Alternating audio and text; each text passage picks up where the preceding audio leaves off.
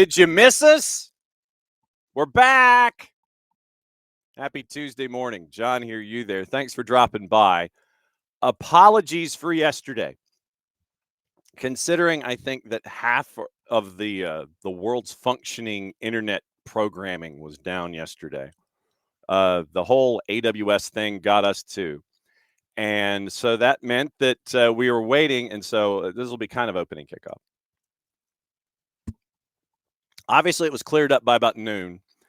And we were able to function last night. For those of you that might have missed us, we were at the brew house and we gave soccer over there, and we had picks of the week, and we went through everything going on in Champions League, which is today. We'll go over juice boxes and that and all the other things that are happening in and around the planet. Sean Dyche is official.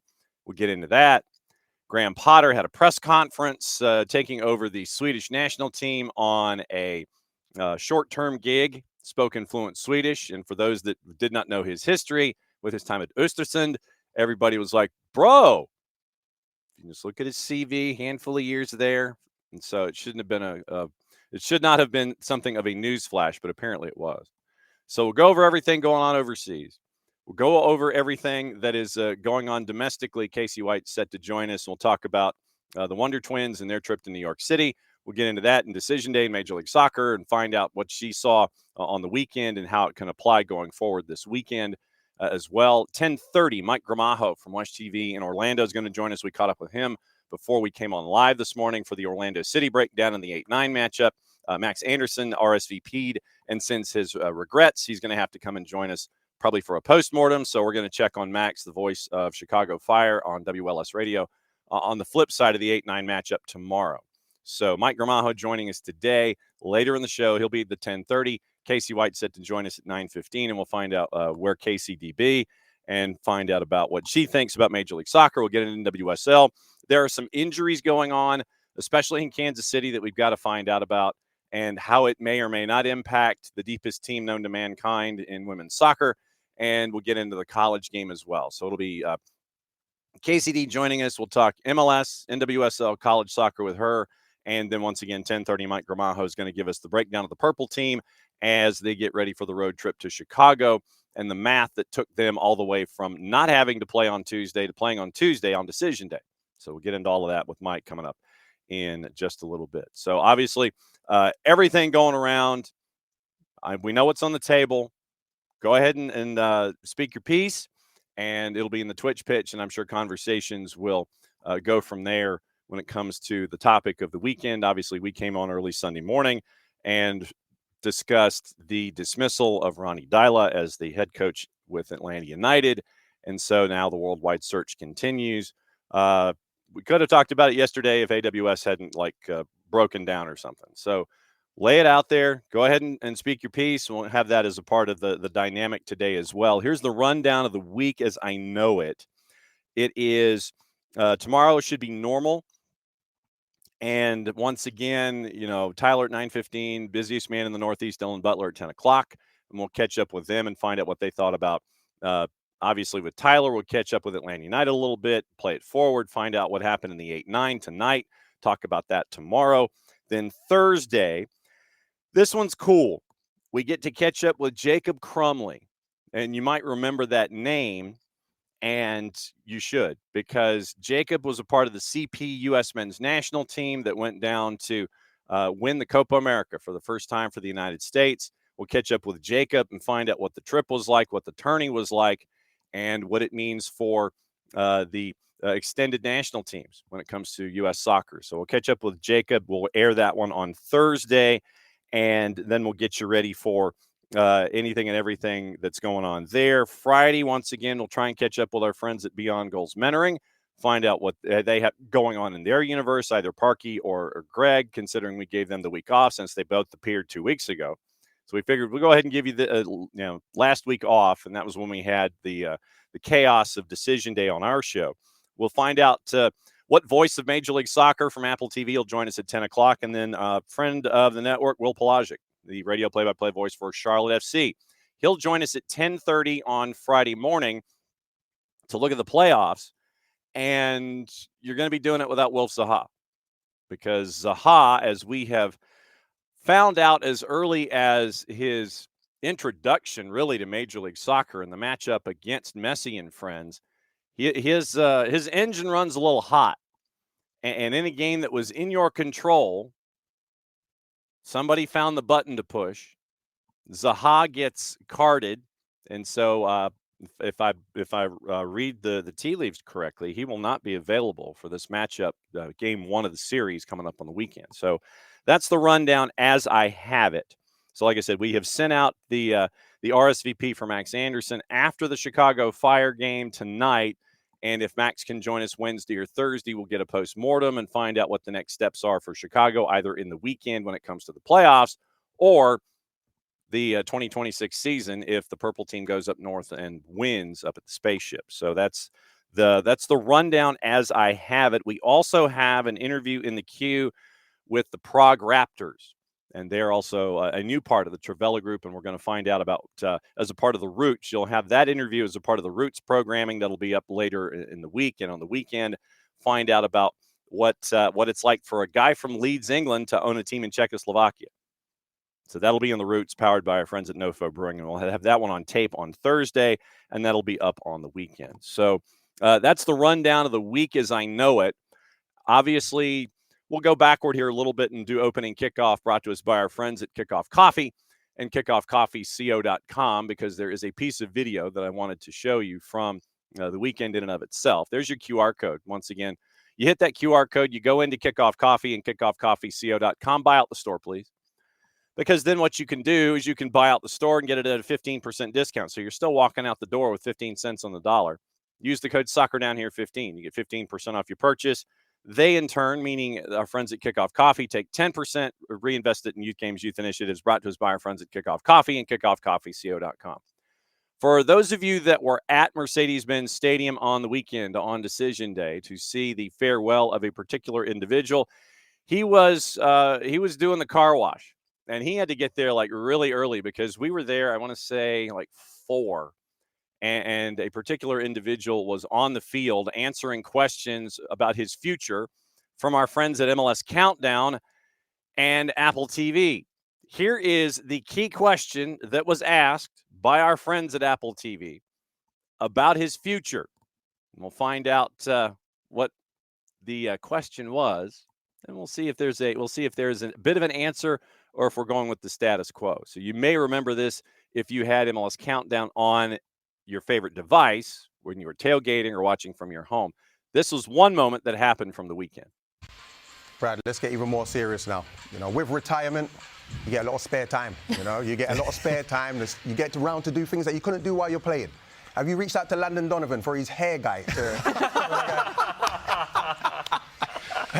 And if you have, send me the number, please. I'm gonna plead the fifth on that one. Yeah, I mean, listen, I think I'm gonna stick to the ball route. I've seen it. I'm gonna keep my opinions to myself. If it makes him happy, I'm happy for him. So that's what happens when certain people make certain choices. Do you want to add to the dome as you have gotten past a certain point of you go past that line of demarcation? Certain folks have. Brad being very diplomatic about it. He says he is sticking with the Mr. Clean look. And once again, thanks to our friends at MLS Countdown and Apple TV and Major League Soccer for dropping that by and letting us graciously use that clip as a part of a celebration for the weekend for Brad Gazan. So as I said on the post-game show, instant Hall of Famer. Instant Hall of Famer Brad Gazan. Better have his jersey retired. No one needs to wear the number 1 ever again when it comes to Atlanta United. And honestly, if he is not on the express lane, if he's not in the HOV lane to get into the Hall of Fame in Frisco, Texas, something is seriously wrong. That's just me. I'm saying this just as me. We need like the banner and the trumpets. This is just what John thinks. Brad Gazan, instant Hall of Famer, and he better be in Frisco, and you better have the banner raised in Mercedes-Benz Stadium quickly. Okay, 9:15, and I'm actually trying to filibuster on time because we always ask the question, 9:15 on Tuesday mornings, and we get to ask the question of someone who is very, very busy on the weekend. and we bring her in. So KCD, where you be? I'm back home.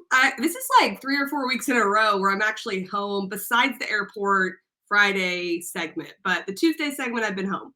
Well, and to kind of pull back the curtain a little bit, we were hoping that on the Friday decision day extravaganza that your plane would get you in the air quickly enough. And you had said if you were going to be landing in time, you were going to circle back like the second you hit the gate and show that you had in fact landed. But then we had Jess as our last guest, and she's like, no, her plane got delayed. She's not going to make it. And so if you would please, while you did make it to Citi Field in one piece. It did. Everything that led up to getting to Citi Field, how chaotic was it getting from RDU to New York City? Well, it usually is not that chaotic, especially because it's a direct flight. So I just had major delays. It was one of those ones that I knew, though, before I went to the airport. So I was like thankful for that. But I've also had those moments where then sometimes it switches back to the normal time. So I was like, do I go to the airport? Do I not? But I think I ended up being about 2 hours delayed for an hour and 10-minute flight. So yeah, didn't really add up, but I made it. Once I got into Manhattan and into my hotel and everything, it was super easy. So it could have been worse. Yes, and just glad that you got up there because we saw the pictures. For those that follow KCD on the media that is social, it was getting the chance to take the field picture for Decision Day. So from before we get into the match itself, how was Decision Day for you looking at math, knowing the Eastern Conference was going to be somewhat chaotic? Folks were fighting for position. Who was in charge of math in the booth with the Wonder Twins? Was it you, was it Jess, or was it a third party? We both had to be aware. Jess definitely had the onus, like more on her, because she had to keep setting the stage and changing and storylines and all of that. I needed to know more for contextual purposes and what that could look like matchup wise and things like that. But it was fun. It was nice to follow. The West was kind of crazy too, but that was in the 9 p.m. slot, but we had Seattle Sounders. So we didn't focus as much on the Western Conference, but we definitely had to have a lot going in our head. It reminded me of, like in The Hangover where like all the numbers are going on Zach Galifianakis' head, like going up the escalator. That's how I kind of felt, but it was fun. And getting into the match in and of itself, obviously NYC was trying to figure out where they were going to be come the postseason. And it was, you get into the math and you get into all of the dynamic of it, break down the match and what your biggest takeaways were in that match itself as you were getting ready for making sure that anyone and everyone was getting to see what Seattle was doing, because Seattle had nothing to play for. They were locked in the middle of the Western Conference. NYC was involved with math. What were some of your takeaways from Seattle and NYC? Going in, I think everyone knew it was a bit of a trap game a little bit in some ways for NYC, just because they had everything to play for. So the dynamic was that they would be pushing, but how would they push? Would they push early? Would they see the game through, then push late? And you didn't know how Seattle was going to approach it. All week leading up to that, Brian Schmetzer said, we're not going across the country to lose a game, which totally understand him saying that.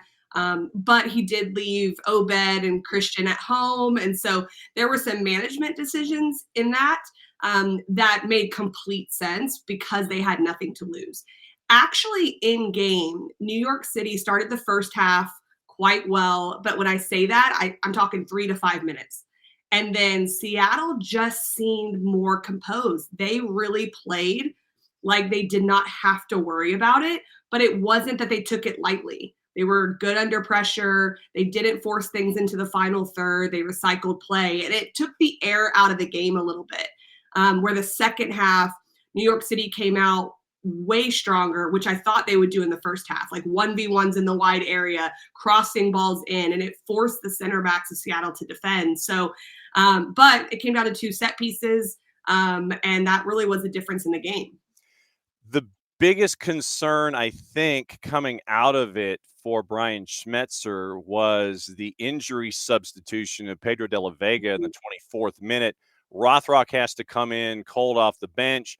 We don't have any updates yet on PDV and what his status might be like in the playoffs, but that throws a wrench into things because you look at Jesus Ferreira. Ferreira this season in Seattle starts off slowly, kind of finds his form, and now you're getting into the postseason. Pedro de la Vega, he's been kind of in and out of the lineup, not able to get in any kind of rhythm, and now he's removed as an injury sub in the 24th minute. That could make things a little difficult in trying to figure out your front line if you're Brian Schmetzer for the postseason. This was actually really sad. To see this happen at this point. We all knew that the game didn't matter for Seattle, but it was such a freak type of thing that happened, that a freak accident. And De La Vega was playing well in the game. He was getting on the ball. He looked creative. He looked excited to play. And so that's a real sad point, I think, for Brian Schmetzer, his staff, the players. They were all definitely affected by it. And I think it affected the game for the next 15 to 20 minutes as well, as it does when a top player goes out. Jordan Morris gets a goal in the 61st to get things rolling second half, but then 82nd minute, Fernandez scores to make it 1-1, and then Jackson Reagan 5 minutes later gets the game winner 2-1. How did, after they get the equalizer in the 82nd, what was it like from you to see how Seattle responded in a game that didn't mean anything in the standings, but it still meant enough for them to continue to push the pedal down and get that goal 5 minutes later? If I'm being honest with you, I don't feel like they changed a lot from the first 80 some odd minutes. They just ebbed and flowed a little bit. They defended when they had to. Jackson Reagan was unbelievable aerially, defensively in the penalty area, especially after Alex Roldan went out, who had a really good first 60 minutes next to Reagan. But what they did, Seattle, was they just continued to, when they were in possession, take care of the ball. And by doing that, New York City then had to chase. And they were chasing, and they earned a corner kick, but they were efficient. And that was the one thing when I was speaking to Brian Schmetzer, he did say was he wanted to get back to their goal-scoring ways. Did they create a lot in the run of play? Not necessarily, but I think that was part of just the game. But they were efficient, and he hadn't seen that in previous weeks. And so I know he's going to be very excited about that and what he saw with New York City. Seattle as your 5. Once again, they were waiting for their opponent. It eventually evolves into the man in the white T-shirt and the quarter zip sweater vest, Eric Ramsey, and his style of play. So it's Minnesota and Seattle in round number 1. I'm intrigued because once again, you get this clash of styles, and this one is set up for the late game on Monday night. Minnesota, to me, they kind of play like the ball's got cooties. It's we don't want nothing to do with it. Y'all can have it. We'll sit there and you can have possession.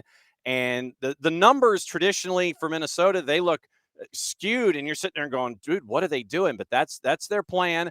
They don't want the ball maybe 40% of the time tops, but they want to take your pressure. They want to be clinical. They want the turnovers. They want the short field, and they'll be clinical in their chances. You get Seattle on the flip side there, and they want to kind of play throttle wide open a little bit. That 4-5 should be interesting with a contrast of styles. Great matchup. It was an anticipated matchup when we were speaking to Brian Schmetzer, and going with, do they go with a single forward? Do they go with the 2 front? And he was thinking about maybe using that against New York City, but he wanted to take one game at a time. So they're trying to figure out how they're going to break down that defensive block of Minnesota. And you're right about Minnesota. They're completely fine out of possession. But the reason is they are clinical. They do have finishing efficiency, and they do want to entice teams to come at them, to get in expansive shape, to give ground, to give space so they can try to occupy behind the back line in transition. So it is a clash of styles, and both teams are really good at what they do.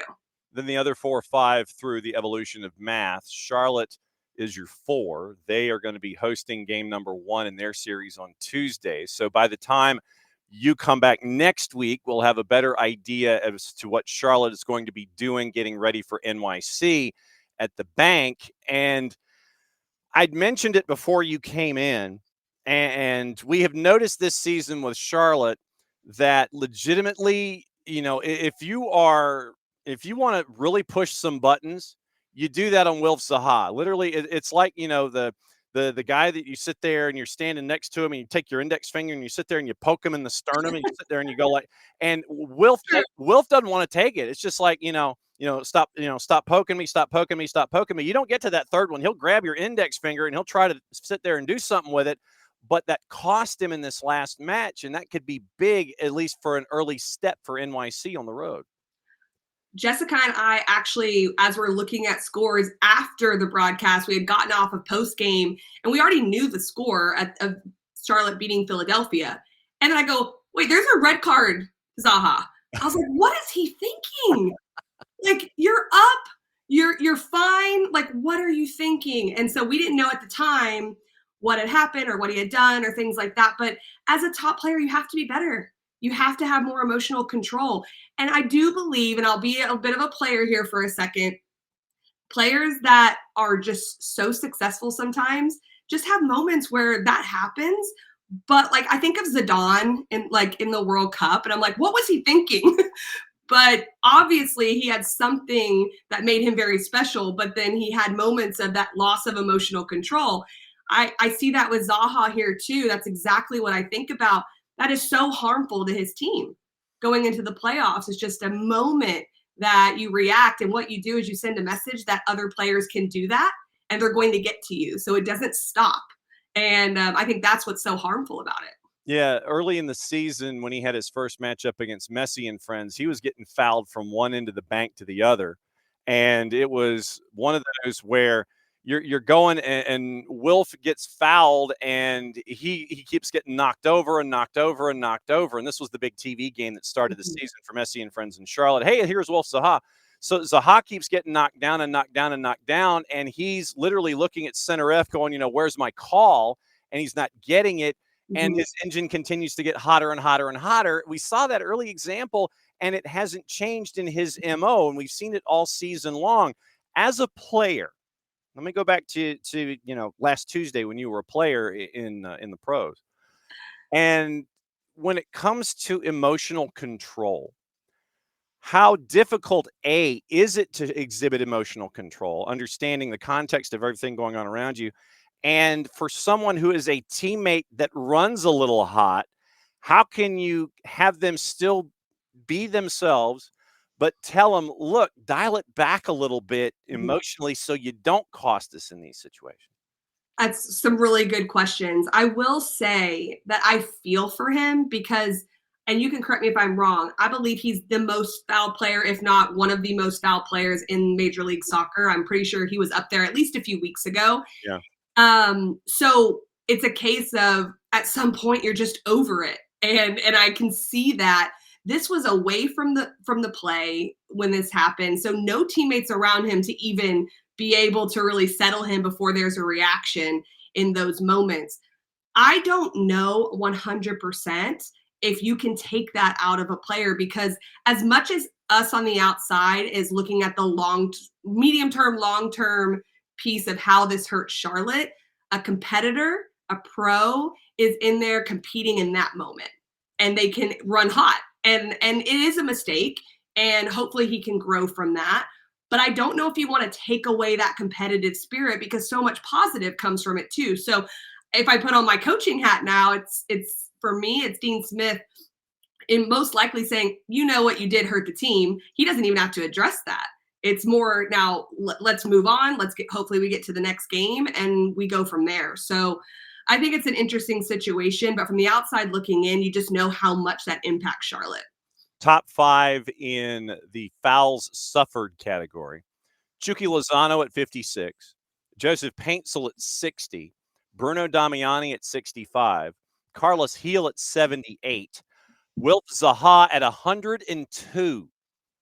That is about 30% more than the number 2 person in Major League Soccer. That is 24 fouls more than Carlos Heel. Wilf Zaha cleared triple digits in getting fouled in 31 matches this year. And I think there's 2 reasons for it.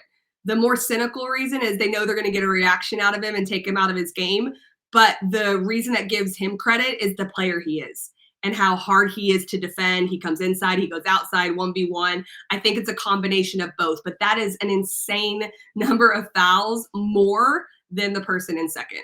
Yeah, so 24 more. So like I said, it's about like 29-30% more, and Will Saha in triple digits is absolutely insane. So not going to be around for match number 1 in that series coming up next week. We'll catch up with Will Pelagic coming up Friday to talk about Tuesday in the 4-5. All right, let's take the tour and find out what else is going on in and around soccer. Let's start in the NWSL.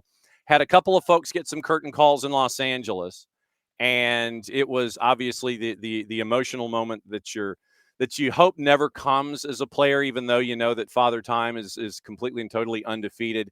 And LA had a very special moment with a couple of players, with Kristen and with Allie on the weekend. They did. And I was happy that they were able to get this moment, because when you go towards the end of the season, you don't always know if they're going to be able to do that exactly how it played out in that game. But to see both of them have their moments was really special. They've both been pioneers in the game. And, Allie Riley being American but playing for New Zealand, and all she's done with the national team there, what she's done in the professional game here. And then Kristen Press, first signing for Angel City, all the goals she scored for the U.S. women's national team. Right now, she is the top Black player in scoring goals for the women's national team. And that's just unbelievable, because now you look at our women's national team and all our goal scorers are. So it's the way that she really broke through the national team and that barrier was something really special. And so to have that moment for both of them was nice to watch. Then taking the tour, obviously one of the other moments of the weekend, you were kind of busy. So this is like kind of us catching up on intel. Yes. Decision day. Temwa Shawinga is going to miss international play this week. There was an injury report that was given out yesterday on social media. She writes on social that she will not get to represent her country national team coming week due to injury. Currently working with team doctors and coaches at Kansas City to get back on the field, taking it a day at a time, sending her love to the Malawi team, wishing them the best of luck. Listed as questionable with a knee injury before Saturday's current Houston Dash match. Subbed out, carried off the field in the 29th minute. Vlatko tells reporters after the match didn't involve her knee, but it was an injury to her right leg. And in the injury, Shawinga references her adductor as the injury. For those of us that are not like you, who played the game professionally and still continue to play at a high level, what does the adductor mean to the soccer playing athlete? Well, I am going to be honest with you. I think I'm right on this when I answer this question, but it's so high up on the upper leg that it's responsible for your movement in and out. Mm-hmm. So like when you add to your body, so your leg's wide and you add into your body, it's like that muscle that brings it in. So being able to pass and have that movement, it's really impacted by it. And so, I mean, that impacts everything. And so it's a bit of a rare thing. Some people will strain it every now and then, but for it to be something that causes you to potentially have an MRI, like they're really trying to make sure that this isn't a problem. I don't know personally what the recovery time is on that, but since they're already in the number 1 spot, I can't imagine her, even if nothing is really wrong, I can't imagine her showing herself on decision day, that they would wait for playoffs if it's even a possibility of her coming back. Current finished the regular season at home on the 2nd. So international window. Then next week is the wrap up with last regular season matchup Sunday, November 2nd. They play San Diego. Postseason play opens in 3 weeks, November 7th through 9 with the quarters. Semis are November 15 through 16. Obviously, Vlatko Andonovski, they've got, weapons upon weapons upon weapons, and they've, like 98 deep when it comes to who can score for Kansas City. But not having Temwa Shawinga, what does that pull out of the lineup, even if it's just kind of, that one match early on in the playoff picture? What does she bring to the table? Well, she can't be replaced first and foremost by one player. What she does, not only tactically, how she impacts the way they match up with oppositions, but just her ability to score goals and to frighten back lines, like that cannot be replaced. So they're going to have to figure it out by committee. They have plenty of high-level elite players, but they are going to have to get someone that stretches the back line, or that at least scares the opposition to stretch the back line, because then that allows the midfield to have more space to operate, like Alola Bonta, like Claire Hutton, players like that. They do have players that can stretch the back line, but I don't know if it incites the fear into the opposition. Actually, I'm pretty sure it doesn't. So there's other ways to, be able to attack oppositions. It might just have to look a little bit different on decision day, but that's okay. They can actually use that to see exactly how this is going to work. And Vlatko has rested Chewinga a couple times this year. So I'd have to go back and look exactly what he did in those moments, but I can imagine he has in his mind, if this were to happen, it's such an impact. How would we go about our business? Yeah, and November 2nd. So once again, international window is this week, and then in 2 weeks, November 2nd, obviously we'll have more intel when you come back and visit next week. Kansas City, San Diego, 3 o'clock start. Then you got a bunch of the 5 o'clockers with Utah, Washington, Portland, Houston, Orlando, Seattle, North Carolina Courage, Gotham, Racing Louisville, and Bay, and Chicago and Angel City. Standings, just as a refresher here for everybody as we go into it. Kansas City is like they play in Kansas City, but everybody's like looking at them from Minnesota. That's how far away they are when it comes to the standings. 18 points clear. Washington is the number 2. Then the fun begins. Orlando at 39, Seattle at 38, San Diego 37, identical record to Portland, and goal difference is 3 more to San Diego for Portland. Gotham is at 36 in 7th. Racing Louisville's at 34 in 8th. North Carolina's at 32 in 9th. Houston still with a shot in 10th, but no, actually, the math does not help out Houston. They'd go to 33. So Courage is at the 9 looking in, and by the end of it all, you have 3 through 9 separated by 7 points heading into decision day. Standard chaos, right? Oh, it's typical. We know this. So what I'm going to do is just pay attention to Racing Louisville and North Carolina Courage, because that's the last spot of the playoffs. And I mentioned this last week when we spoke, that they're playing the exact 2 teams just flipped in the last 2 games. And so North Carolina was able to get a win versus Bay. Racing Louisville tied Gotham. Now they flip. So Racing Louisville, it's really in their hands. And I'm pretty sure that, and you can correct me if I'm wrong, because I know you have it in front of you, that if they tie and North Carolina wins, North Carolina will have the goal differential.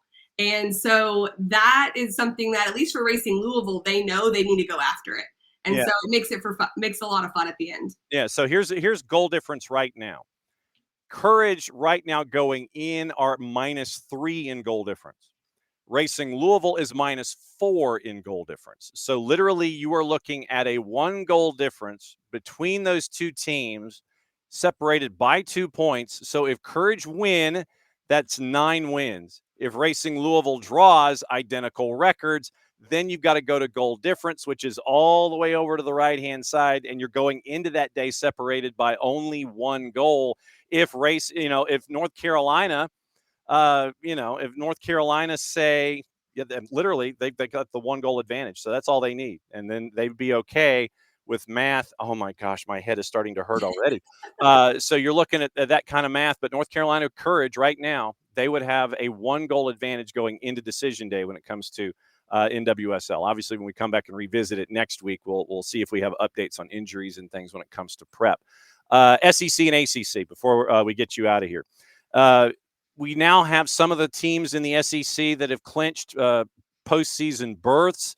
I want to say that Mississippi State actually got a clinching berth with a win over the weekend.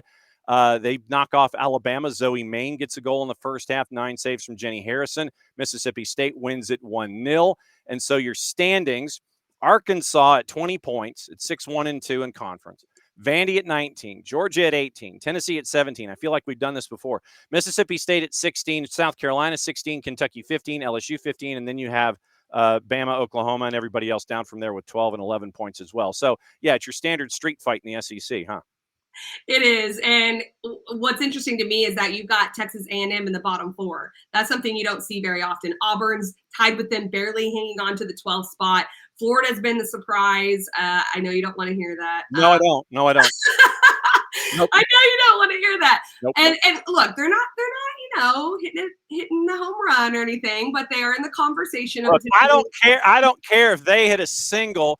The University of South Georgia Gainesville campus, to me, is a bunch of low-down dirty cheaters, And no, they're not supposed to get on base, Case. That's true. That's true. So you've got A&M, you've got Texas at the very bottom who've won it recently. Like, that is so surprising. You usually don't see that big of drop-offs. And so I look at the bottom of the standings, and I know in a week or two it's going to be irrelevant if they don't make the conference tournament. But being from Texas myself, knowing the history of those two schools, that's very surprising. Texas 1-8 in conference, 3-12-1 overall, 5 in a row in the losing column. I cannot recall something like that kind of a skid, anything recently out of Austin, Texas. No, it's really surprising. And over the last year or two, they have lost some really big players in Trinity Byers and Lexi Missimo, players that are playing professional in the NWSL or the USL Super League. And these were players that were setting records from an NCAA perspective. But normally you've got a pipeline coming because of all that success you got from having those players there. And they've had sustained success under Ange Kelly for a little while. So I think in her eyes, she's probably hoping it's just a 1-year blip. But I think that's a little bit nerve-wracking for sure. Vandy's 1-5 on the spin. That's why they're at 19.62-1 in conference, 12-3-1 overall. And this is a random question that applies to college soccer in general. We know what the portal can mean to college football. What does the portal mean in college soccer? How impactful is it? How much reliance is there in the portal these days? That, like, this is just using your empirical evidence that you've seen. How impactful can it be, and how impactful has it been when it comes to the portal in college soccer? I think it's incredibly impactful, and it does allow programs to get a quicker jump if they're trying to make a change or trying to have a little bit more success. So those programs that are not normal contenders that really need a change, or a new coach going into a program trying to make a difference, it's the quicker way to do it. You used to be able to sign your contract as a head coach and know that it was going to take you 3 to 4 years really to have significant impact just because of how early the recruiting in women's soccer is. But now you can have a quicker impact. I also think at the highest level, so your best teams, your top 25 that maybe aren't winning conference or haven't won a national championship, but they need that one difference maker, they can go get them now so much easier than they were able to before. So I think there's a very significant impact. That's the positive side of it. On the flip side, it does really affect high school recruiting. Maybe not your top 1-2 percenters, but the player that's playing at the mid-major level potentially that was getting recruited there is now having a hard time because it's like a trickle-down effect where people transfer and people go into the portal. And so coaches are more willing to take players that have 1 year of proven college eligibility and playing time, which I don't blame them, but it affects the high school recruiting. So there's a lot of nuance to it. Women's soccer on the ACC side, Stanford and Notre Dame. Notre Dame, I think the last time they lost might have been February. They've won 11 in a row. 12-0-1 in 12-0-1 in the overall, 7-0 in conference, but they're still a point behind Stanford. They've got a match in hand, 7-0-1 to 7-0, 22 points to 21, and then it's everybody else. Cal at 16 in conference. Virginia, NC State, identical records at 14. Louisville and Florida State, identical records. They have played one more match than Virginia and NC State. They're both at 14. Duke is 4-3. Carolina's 4-3. Wake and Clemson are at 11 points. SMU at 8, and then everybody else down from there. BC, Syracuse, Pitt, Miami, the University of Coral Gables, and Virginia Tech are both at 0-7-1. Where's your Ramses mug, by the way? Oh, I don't have him today. I forgot. I've got my Tobacco Road golf mug. Okay. So this is what happens when you go and play golf on Tobacco Road. You end up with something other than, say, a golf club or a putter or a golf towel. You end up with the Tobacco Road golf mug. You have to. You got to get a souvenir somehow. Absolutely true. So you look at Notre Dame and Stanford and everybody else on the women's side, and Duke and Carolina at 4-3 in the middle of the pack. Well, there's 3 points separating, I believe, 4th through 11th. And 11th or 12th. I think Clemson and Wake are both tied at 11 points, which Wake was a top 10 team here just a little bit ago and still is highly ranked and highly touted. And you got Duke and Carolina right above them. You've got NC State up there, which has been a surprise. Louisville having the year that they're having has been a surprise in a lot of ways. And Florida State, UVA, that's the game I actually have on Thursday, have had a little bit of a skid. And when I say skid, it's like, they're still great and they're still playing really well. but they were unscathed through the first part of ACC play. October has been a little bit harder for them. And so they've dropped a tad, but there's so much condensing in the middle of the ACC. And when you only have 6 teams that get into the conference tournament, it makes it incredibly hard. You ain't kidding. Men's side, Stanford's at 15 points, 11-1-1 in the overall. Clemson at 13. Virginia's at 12. They haven't lost yet. NC State, Duke, SMU, identical records, 11 points. North Carolina at 2-0-4. Syracuse in single digits with 3 wins. Notre Dame at 8. Wake and Virginia Tech at 5. Pitt, Cal, Louisville, and BC 1-4-1, 5-1 at 4 points. The men's side, once again, it's like you can cut it in half almost with those that are chasing after the top and those that are kind of struggling this year. Yeah, the men's side, I'll be honest, I'm not as well versed on and what's going on there. But I think what's interesting is that we talk about the parity on the women's side and how tight it is. The men's side is just as tight, if not tighter, in so many ways. And there's so much parity in the men's game. 6 points separating, 4 points separating 1 through 6. That's what you're trying to say, John. That's exactly what I'm trying to say. Yeah, I'm right. Hey, look, you probably got up at like 6:30. Someone was demanding to go OUT for WAOK. You got that in. You got how many cups of coffee in? Like 2 or 3? Like 1.5. 1.5 right now. But I do think Owen might want to say hi. Should we give him an appearance or what? Yeah, absolutely. We are a pet friendly show. We are always. Come here. Owen, let's see if he'll. Oh, he was sleeping. I think he might have been sleeping. Come here. Now you just got him angry. I know. Now he's like, what am I doing? Come here. Basically, what? What? He is not. Owen's like, I'm not awake. He's like, I was just sleeping. Yes. All right, you're done. But that's his little appearance. Go back to bed, Owen. All right, so Thursday, you're up and running. So who's on the call with you? I'm with Jen Hildreth. So we will have, it's 2 games back-to-back on ACC Network. It'll be Virginia, Florida State, and then Notre Dame will play after us. And so 6 o'clock and 8 o'clock p.m. from Charlottesville, we'll be out there meeting with Brian Penske and Steve Swanson, the head coaches, on Thursday. But both of those teams need a win, honestly, to be where they should be. Like, it won't hurt them if they tie or if they lose too much, but I know that they're both going to be going after it. Yeah, if you would please give our best to Jen. We have known the newly published author for quite some time, and she's one of our she's another one of our earlies. But yeah, Jen and I go way back from our time here in Atlanta. Awesome. So safe travels. Thank you. Well, so you're going to be back with us again same time next week. You're good to go. I will. Good I deal. will. So KCD's coming back a week from today. We'll go over everything college soccer, look at injuries and everything in WSL, and maybe some playoffs and MLS as well. Owen's going to go back to bed, so I think you're safe for the rest of the morning. He's already on the ground with his head down. So yeah, Owen's done. Thanks, Case. We'll see you next week. Yeah. All right, there goes KCD. KCD, she's at home. Owen's like, I cannot believe you brought me into the shot. I was sleeping, and you got me out of bed. What are you doing? You saw the look on Owen's face. Legitimately, Owen, after he was dragged out of bed by his mom, he looked like he was either cross or incoherent, and you end up with Owen going, I can't believe you just did this. And so Owen shows up on camera, and he gives mommy kisses, and then Casey has to finish the segment. So that's kind of where we are. All right, so it's always great to catch up with KCD and find out what's going on with her tours. And so she and Jen Hildreth, okay, that's cool. So like I said, we've known Jen forever, and we still have to get Jen on to talk about her book, because Jen wrote a book, and there's the writing of a book the first time is always the most difficult jigsaw puzzle to do.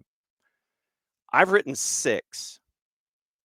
I miss writing books. I really do, because I enjoy the quest and the jigsaw puzzle and piecing it together and hoping that everyone else will enjoy reading it and consuming the information as much as you did in piecing it together.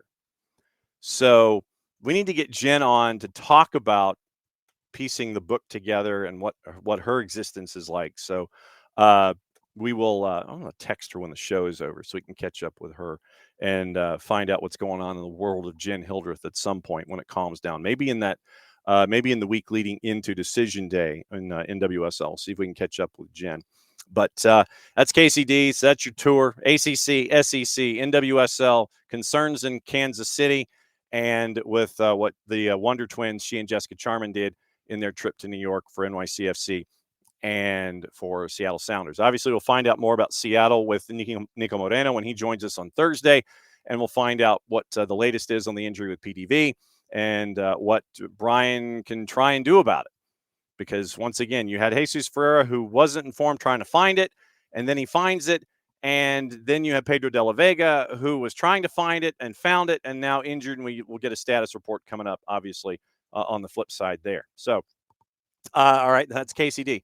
Let me say hi to everybody since we are late in hour number 1. And the fact that I actually get to do this for a change, considering what happened yesterday. Yeah, it was massively frustrating yesterday when we were trying to come on the air, and literally our software here with our broadcast platform, literally it was just kind of spinning, and literally you just saw the dial spinning the entire time, and you couldn't log out, and you could back out, but then when you tried to get back in and it had saved your login information, you were still getting the spin and nothing was happening, and you couldn't back out and you couldn't start over. And 5 minutes at a time, I'm Xing out of Windows, trying to get back in. Same thing's happening. And like I said, it finally stopped about noon, and we got everything back. But we were there for soccer over there last night at Brew House, and everything's off and running today. So once again, as always, thanks to KCD as she takes the tour with us on Tuesdays. Let you know what else is going on around the planet with her. Mike Gramajo, once again, WESH-TV in Orlando, set to join us at 10:30, and we will discuss the life and times and the saga of the Purple Team as they get ready to take on Chicago in the 8-9 matchup to figure out who heads north and gets to find out what the rest of their playoff schedule is going to be in the Eastern Conference. So the 8-9 game, and we'll get into juice boxes and all that kind of stuff. So tomorrow it is the 8-9 at 8:30 at and it's in Bridgeview. It is not at the spaceship because of this thing called the National Football League. So it is in Bridgeview at SeatGeek in the 8-9. That's the early game tomorrow. Then you have Portland and RSL as the wild card 8-9 play-in in the Western Conference. That's at Providence Park at 10:30.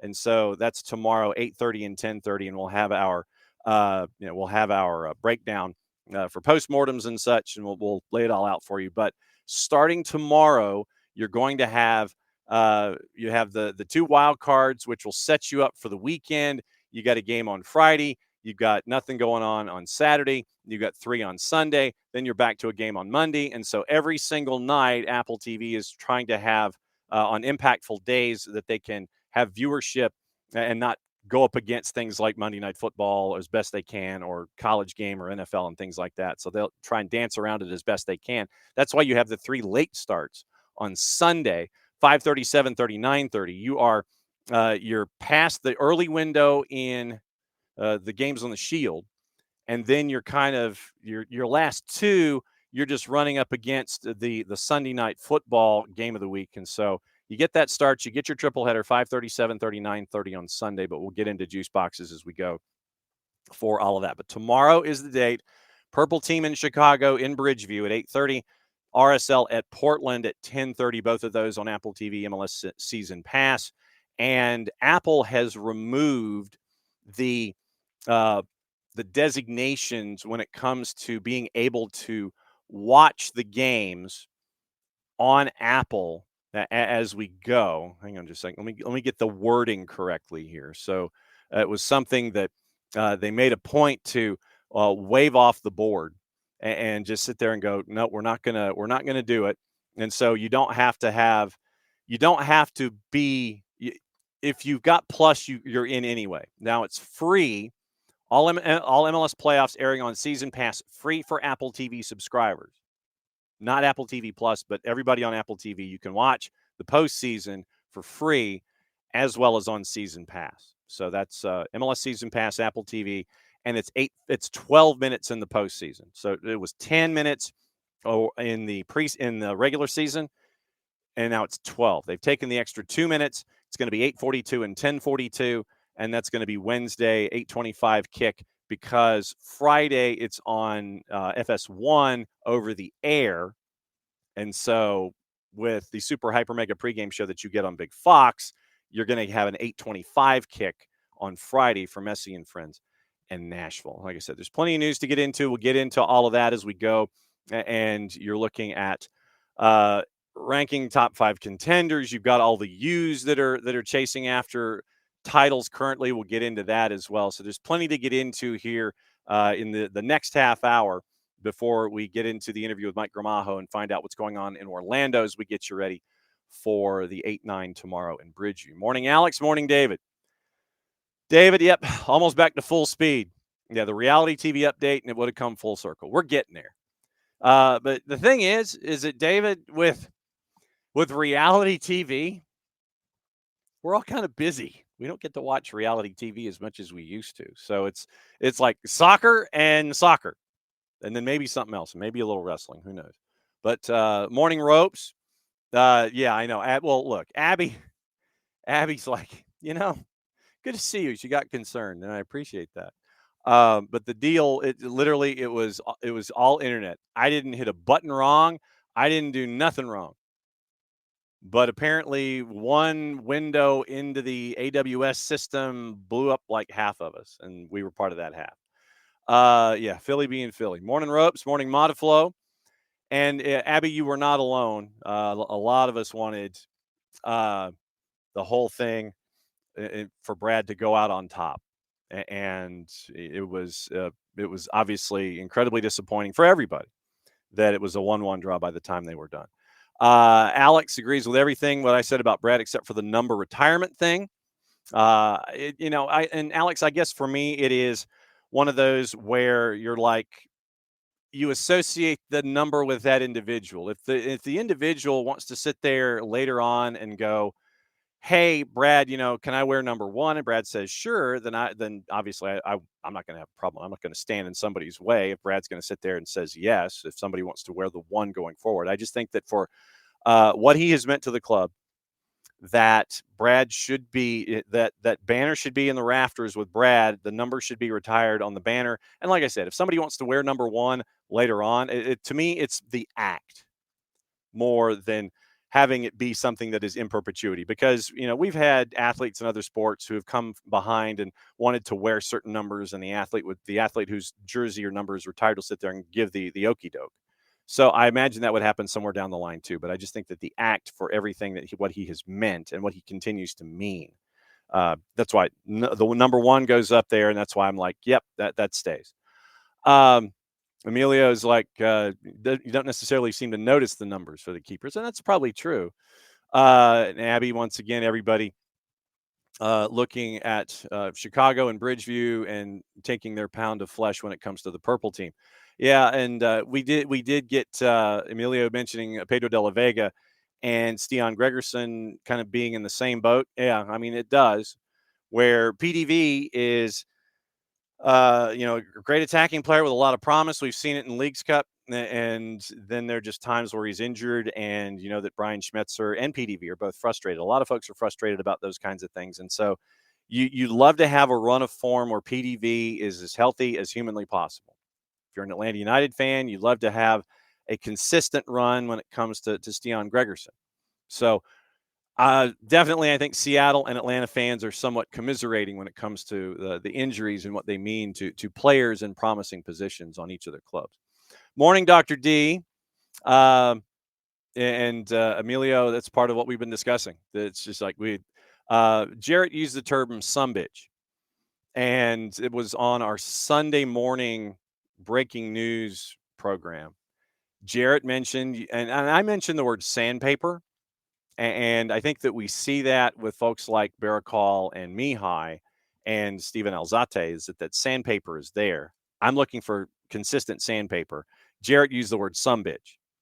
And he's not wrong, but it's just, I think that the competitors, however you wish to phrase it, give me some folks with sandpaper, give me some folks that stand up for their teammates, and give me some folks that take pride in their shirt and show it in those situations where if a teammate gets bumped off his legs, or if a teammate gets a hard foul, I want somebody like a Ronald Hernandez stepping up right immediately and getting in somebody's grill.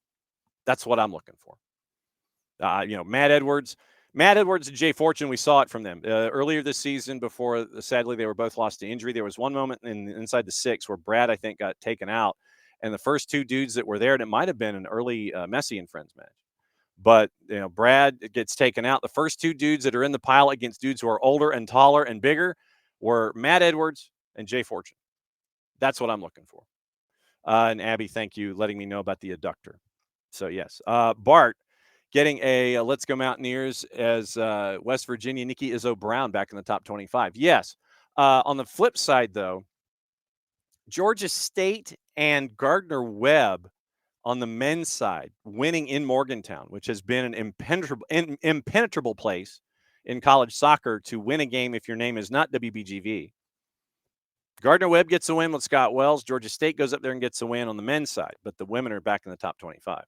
And OG, yes, I agree that Owen is a very handsome fellow. Yeah, Doctor, I think it was.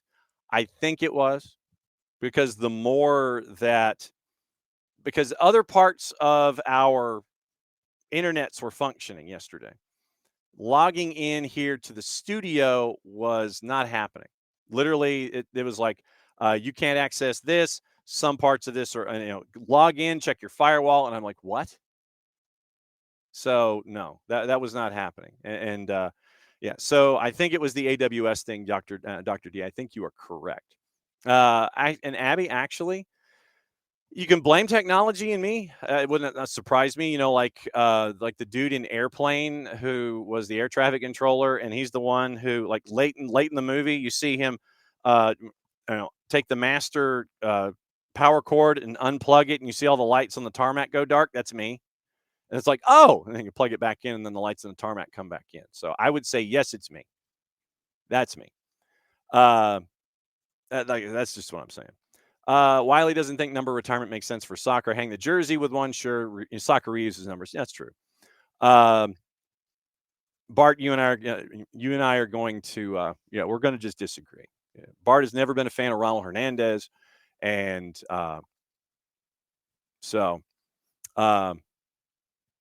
yeah, like I said, Bart, you and I we're just going to disagree. We're going to disagree. Bottom line.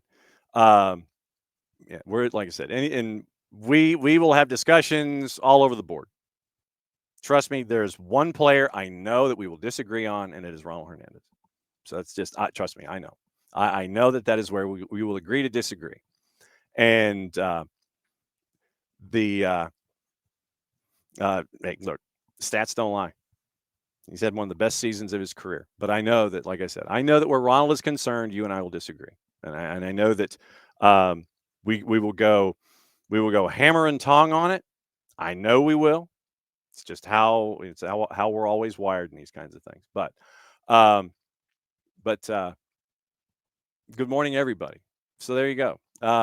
So hi, glad we're back, basically, more than anything else. Okay, let's go through the rest of the stuff going on in and around the planet. Like I said, Mike Gramajo is going to be joining us bottom of the hour, and we'll catch up on everything Purple Team as they get ready for the trip to Bridgeview. All right. You're looking at Sean Dyche being officially official at Nottingham Forest. And I may go off on a bit of a tangent here. I know you're shocked. Nottingham Forest, with their chaos, you finally get a decision made that really should have been the decision all along. And we are having teams that are making roster decisions that are in Major League Soccer. We had some in Montreal yesterday. We have some in St. Louis today. So the information is trickling out. You have until the Wednesday before Thanksgiving to make your choices. Dr. D's wondering how long till Liverpool cleans house. I don't know if they clean house. I just, so since you've asked, Dr. D, let's do this. Liverpool. I think that where Liverpool is concerned, that Alexander Isak looks incredibly uncomfortable. I don't think he has fit in since he walked in the door.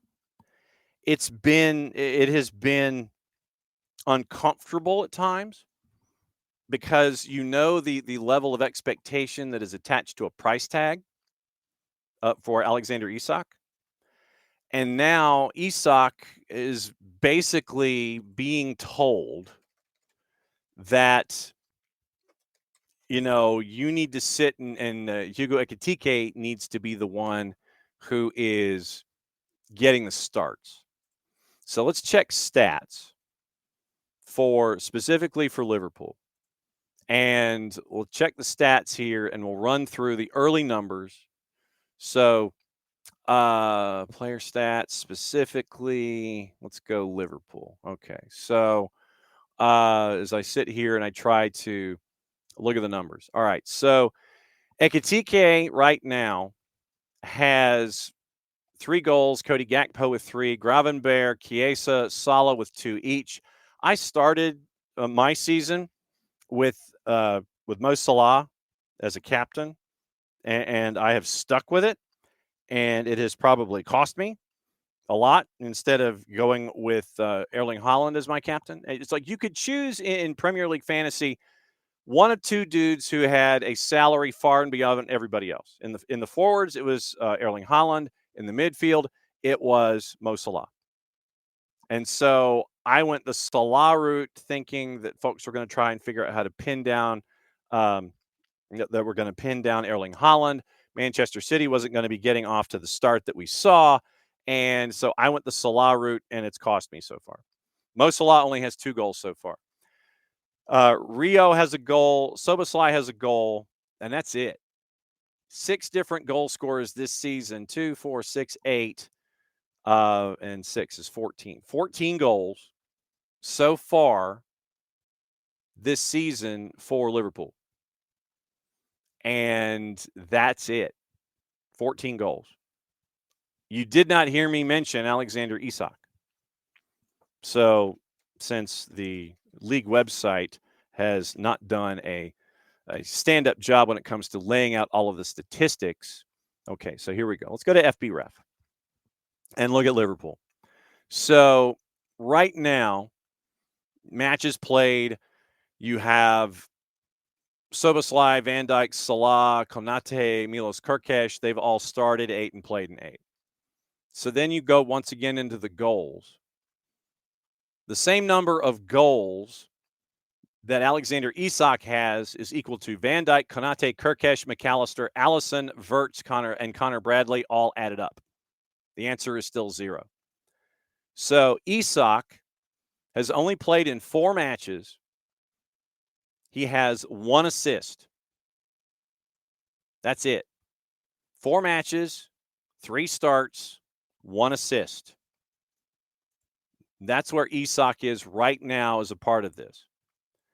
And, 0.36 assists per 90 minutes, virtually non-existent in a lot of other scoring columns. Then you go to Hugo Ekitike, who is tied for the team lead in goals, 7 matches played, 5 starts, 1 assist along the way, progression, all that kind of stuff. So you click on the Ekitike stats, Premier League, 7 matches played, 411 minutes, 3 goals and an assist. 2 Champions League games, 100 minutes, nothing on the board so far, an XG of 1.7. So Ekitike in his percentiles when it comes to the offensive statistics. Top quarter in non-penalty goals.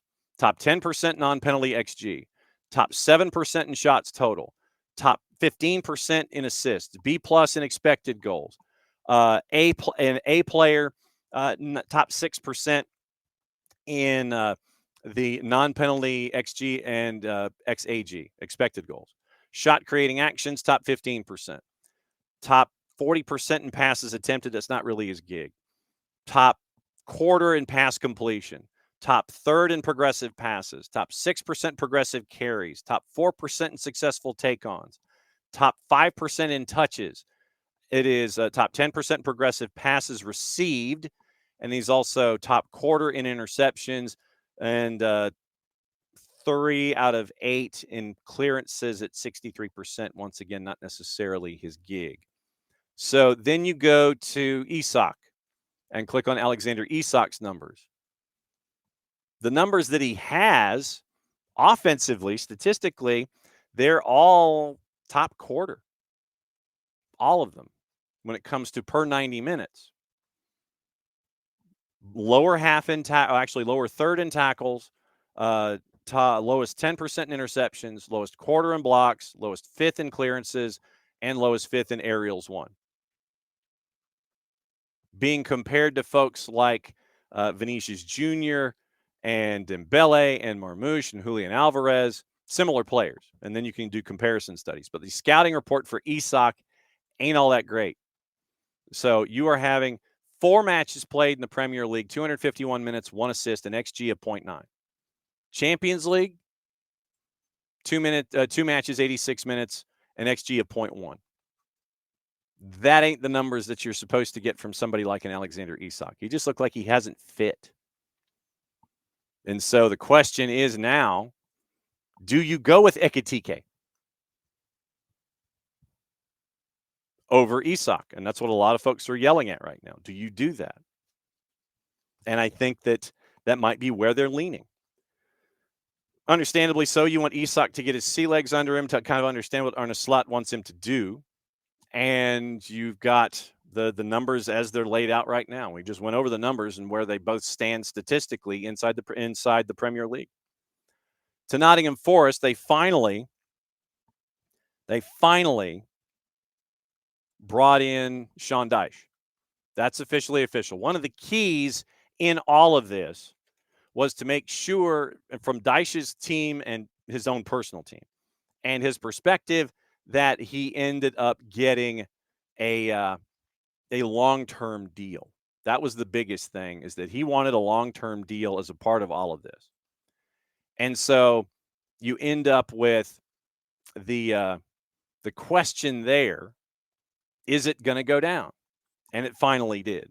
So Sean Dyche, stylistically, I think, was what should have happened in the first place. Because if you think about it, literally, if you think about it, so you know what Nuno Espirito Santo wants to bring to the table. You know how he is when it comes to his style of play, what he's looking for, and what he wants to do, what he wants to do performing all of that whole thing. So you end up with the somewhat attacking style. You know, you have your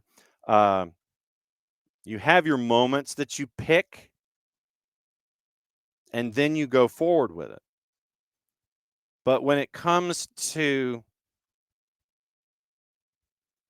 all of the activity that's attached, if you're Evangelinas Marinakos, who wants to yell at your physios when the team was in the right, frustrating result, you go down on the field, you want to yell at your physio. Yes, I know that you're the owner and you own everything and that you are you have the mindset of, well, I paid for this, I can yell about whatever I want.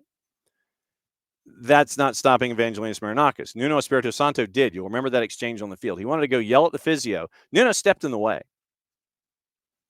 And then you had that. You had Edu coming in as your new sporting director, which traditionally there was a straight line from Nuno to Marinakos. Edu comes in as the sporting director. That creates a roadblock for any kind of communication from Nuno to Marinakos. So it goes Nuno, Edu, Marinakos. And Nuno was not a fan of that at the end of last season. And maybe he probably should have cut bait at the end of last season if this was where things were headed. You get off to the frustrating start this year. Then, quick trigger pull, which is what folks are want to do. And you end up with Nuno being shown the door. So then what do? What you normally should do in a situation like that, and please, if I am wrong, please let me know. In a situation like that, what you would think you would do is bring in a manager that is somewhat stylistically similar to the guy you're replacing, so you have a transition and a growth curve. You could take the system that's there, you bring in somebody who's kind of like Nuno, but you can tweak it, or you can advance it, you can expand on it a little bit, but no. What you do is you end up with something that is 180 degrees different from what you were doing. I don't know, and I know that from what I've read, that Evangelinas Marinakis and Ange Postecoglou were friends. Probably the answer to that is now were. So you bring in Ange, who stylistically is completely and totally different from Nuno. We know what Ange wanted to do at Spurs, and it was nowhere close to what Nuno did at Forest. I don't know why anyone anticipated anything differently than what you saw in the 39 days that Ange Postecoglou was in charge. It was a train wreck in the sense of it literally was matter and antimatter. Literally, you have one style doing this, you have Ange coming in and trying to do this, and one of two things is going to happen. Either the players are going to instantly understand what Nuno's trying to do, which is 180 degrees counter to why they were brought in the first place. Certain players, certain activities, output, etc. That's one path. Somewhat pragmatic, somewhat clinical. You get your pressure, you get your transitions, you pass it up to Chris Wood. Wood's clinical, gets it in the back of the net. He had a fantastic year last year. You didn't really have a whole lot of injuries at the back either. The investments that you made for the players you brought in were very sound. But then you bring in someone who stylistically wants you running all over the place like it's, like it's bumper cars at Six Flags. And with the players and the skill sets that were there, that doesn't fit. So for players to have to learn something 180 degrees from where they were on the fly, the anticipated result should be what happened in the 39 days that Ange was there. They weren't good. It's like putting the regular unleaded gas in a car that wants the premium and functions with premium gasoline. Then you put a different kind of gasoline in, and then you wonder why the car knocks and pings. That's what happened at Forest when they brought in Ange. And so, hey, maybe, and it would not have surprised me one bit if Big Sam put in his resume the second that things started to go haywire. But you bring in a Sean Dyche who knows what it's like to be in a survival battle, whether we're talking Burnley or Everton. Stylistically, about the same as Nuno. Far more defensive, I would think. But Sean Dyche should have been the individual you brought in the first place instead of spending all that money on Ange Postecoglou to try to bring your buddy in to try to make things happen when it's exactly opposite the style that you had. That's what you were getting into. One of the things that Dyche wanted, he wanted a long-term deal. He signed a contract until 27. Apparently, he is an individual who frequents the area in and around City Ground. And so now you have Sean Dyche, who was already on the short list during the international break. Wasn't the only name on it. According to David Ornstein, past few days, a thorough process to decide who'd be the best match for both the club and the situation they will inherit, one in which Marinakis has sought the counsel of others. Search has been led by global head of football, Edu, and George Sirianis, the global technical director, involved numerous meetings, intense analysis of Dyche's data profile as a manager, and the study of numerous games he's been in charge of at Burnley and more recently Everton. Paragraph, David Ornstein, Athletic. His profile is similar to Nuno's in some key senses. Dyche sides have traditionally defended their own penalty area with genuine quality, something that became a trademark under the Portuguese last season. That defensive resolve was lost in the brief Postecoglou era, with his foresight conceding 20 times in those 8 games. Why do you think that is? The style of Postecoglou did not match the players that were brought in for the style of Nuno. So what do? You skip to the ending of the book, and you sit there and you go, hey, maybe we had the answer all along, and he should have been the guy we brought in the first place. It should have been Sean Dyche. If that's what you were doing, you want to be that way, you should have brought in Dyche and not brought in Postecoglou. Much thought has been given to the style that would best match up to the players Forest already have, which should have been 8 weeks ago instead of 8 weeks after hiring Ange Postecoglou. Little room for another major overhaul in the squad in this season's winter window, given the almost £200 million investment they made to sign 13 players. That's another tenet of a Marinaka side, is bringing in all the players.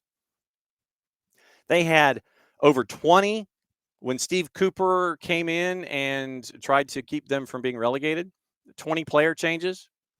And Steve consistently getting players brought in. It's like, okay, who are you? What's your name? You put the name on the forehead so you can identify them at practice. I give Steve Cooper a lot of credit. Well, all the inbound players, he kept them up until he drew the ire of Evangelinas Marinakis. Set piece organization, a particular area of focus, along with how his teams have defended more generally, meaning Dyche, found a reassuring similarity to what was seen under Nuno. Every single paragraph in this article from David Ornstein, you are seeing the mention, well, pretty much every, that there are similarities between Nuno Espirito Santo and Sean Dyche. Should that not have been the road you went down? Instead of wasting 7 weeks, 7 match weeks, 8 weeks, 39 days, trying to go 180 to bring in your buddy, make it worse, and then you bring in Sean Dyche, who you should have brought in the first place. So that's literally what you're staring at here. You have an owner who went the wrong way because whiplash traditionally never works. Whiplash never works. Never does. And this was another case where it didn't. But right now, standings in the Prem,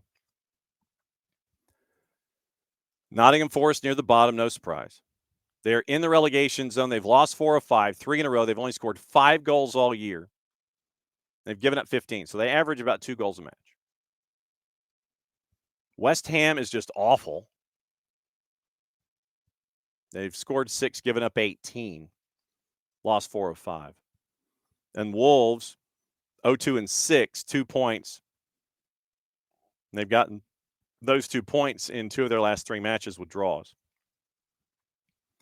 Burnley out of the relegation zone with 7, Leeds with 8, Fulham with 8, Newcastle with 9. They've lost 2 of 3. Fulham's lost 3 in a row. Marco Silva, I think, was on the short list at one point for Forest. Brentford being Brentford, and you have 3 points separating 8 through 13. You have 4 points separating 5 through 13, so 9 teams separated by 4 points. It's early. It's match day 8. But at Nottingham Forest, going 180 degrees with players that you brought in to go a certain way, they weren't wired to go the other way and do it quickly. I'm sure over time, if you were patient, maybe they would have learned how to do things, and Ange Postecoglou might have had to figure out how to do things a little differently with the players that were there. But what you should have done in the first place, you've circled back around to. I don't think it's too late. I think it's too late for anything involving Europe. I don't think it's too late to stay afloat in the Premier League because there are teams above you that are worse and have a far less firepower than you do. I think Sean Dyche will find ways to grind out points. And the fact that we're saying that after match day 8 is a bit of an issue. But that's where we are. That's where we are. Oh, man. It's like you sit there and you look at it and you go, no, no, you did not need to do that. No. You went and did it. You see where you are. You're in a relegation scrap after 8 matches, 20% of the season, basically. But what you should have done in the first place, you did in the second place, and it cost you 7 weeks. Tottenham confirmed Dan Lewandon has been appointed their new performance director. He'll join from City Football Group once notice is served. Enzo Maresca says Liam Delap is very close, in quotation marks, to returning to training, not working with us yet, still out. Hopefully in the next days he can take part in sessions with us. Ex-Forest players Steve Stone and Ian Wone also join as part of Dyche's backroom staff. Contract through 27. And he'll take charge of the match at Porto on Thursday in the Europa League. So that's where we are with that. Okay. Let's get into the national team since we didn't get the chance to catch up with Bart because I probably broke the internet yesterday. You have the U18 and the U19 combined roster for the trip to Portugal. That is now out. Carrie Cvetton, the U19 head coach, is going to be the head coach assisted by the new U18 women's head coach, Tony Presley. See if there are any familiar faces as we go. And you have Olivia Belcher at the University of Alabama. You have Paige Thompson, who's at Alabama. You have Nyla Norris from Florida Craze, Virginia Development Academy, Crossfire, Premier SC. And so that roster is out. Training, facing Ireland's U19s on the 25th, Portugal's U19s on the 28th, and Setúbal just south of Lisbon. So that's your 18 and 19 merged list. The Chula Vista camp for the U15 boys, that was announced. Alex Aldaz, the U16 head coach, second month in a row that a group of U15s have been assembled. All but 3 are in MLS academies. And you might know Isaiah Fabunmi from DC United. You have Nathaniel Mitev and Ethan from Nashville, and Edgar Moreno from Nashville. Maxi Alvarez from the Purple team. Thomas Di Maria from City. Carter Patterson from Charlotte. Jacob Rath, a midfielder from Atlanta United's academy. A couple from the Barca Residency Academy, trying to get them to stay close to home as well. And so, but yeah, Jacob Rath, midfielder, is a part of the U15 boys national team training through Sunday at the Elite Athlete Training Center in Chula Vista, California. The U20 national team roster, 8-day camp coming up at the University of Kansas Health System Training Center. That's in Lawrence. Latter part of the camp is going to be held with the USWNT visit to Kansas City for the match against New Zealand, October 29th. First for new US U20 women's head coach Vicki Jepson. Squad includes 3 players from current: Katie Scott, Mary Long, Alex Pfeiffer. You have Keely Titmus and one of the keepers from Penn State, Charlotte Burge from Carolina Ascent in the Super League. You have defenders. I'm trying to see. We mentioned Katie Scott, Mason Smith from Alabama. Midfielders, you have Kennedy Fuller from Angel City, Ainsley McCammon from Seattle Reign, Ashlyn Puerta from Sporting Jacks. At forward, Mary Long, we mentioned her, Chloe Ricketts from Houston Dash, Celie Strawn from Dallas Trinity, Reese Mattern from Tennessee, Alex Pfeiffer from Kansas City Current. So a lot of great representation that is attached, all of that. U.S. Soccer confirms that it's going to be a quad bid. Mexico, Costa Rica, and Jamaica are co-hosts for the 2031 Women's World Cup bid. 30 cities are listed right now as those that are interested. Could be 40 with co-hosts, according to the U.S. According to U.S. Soccer.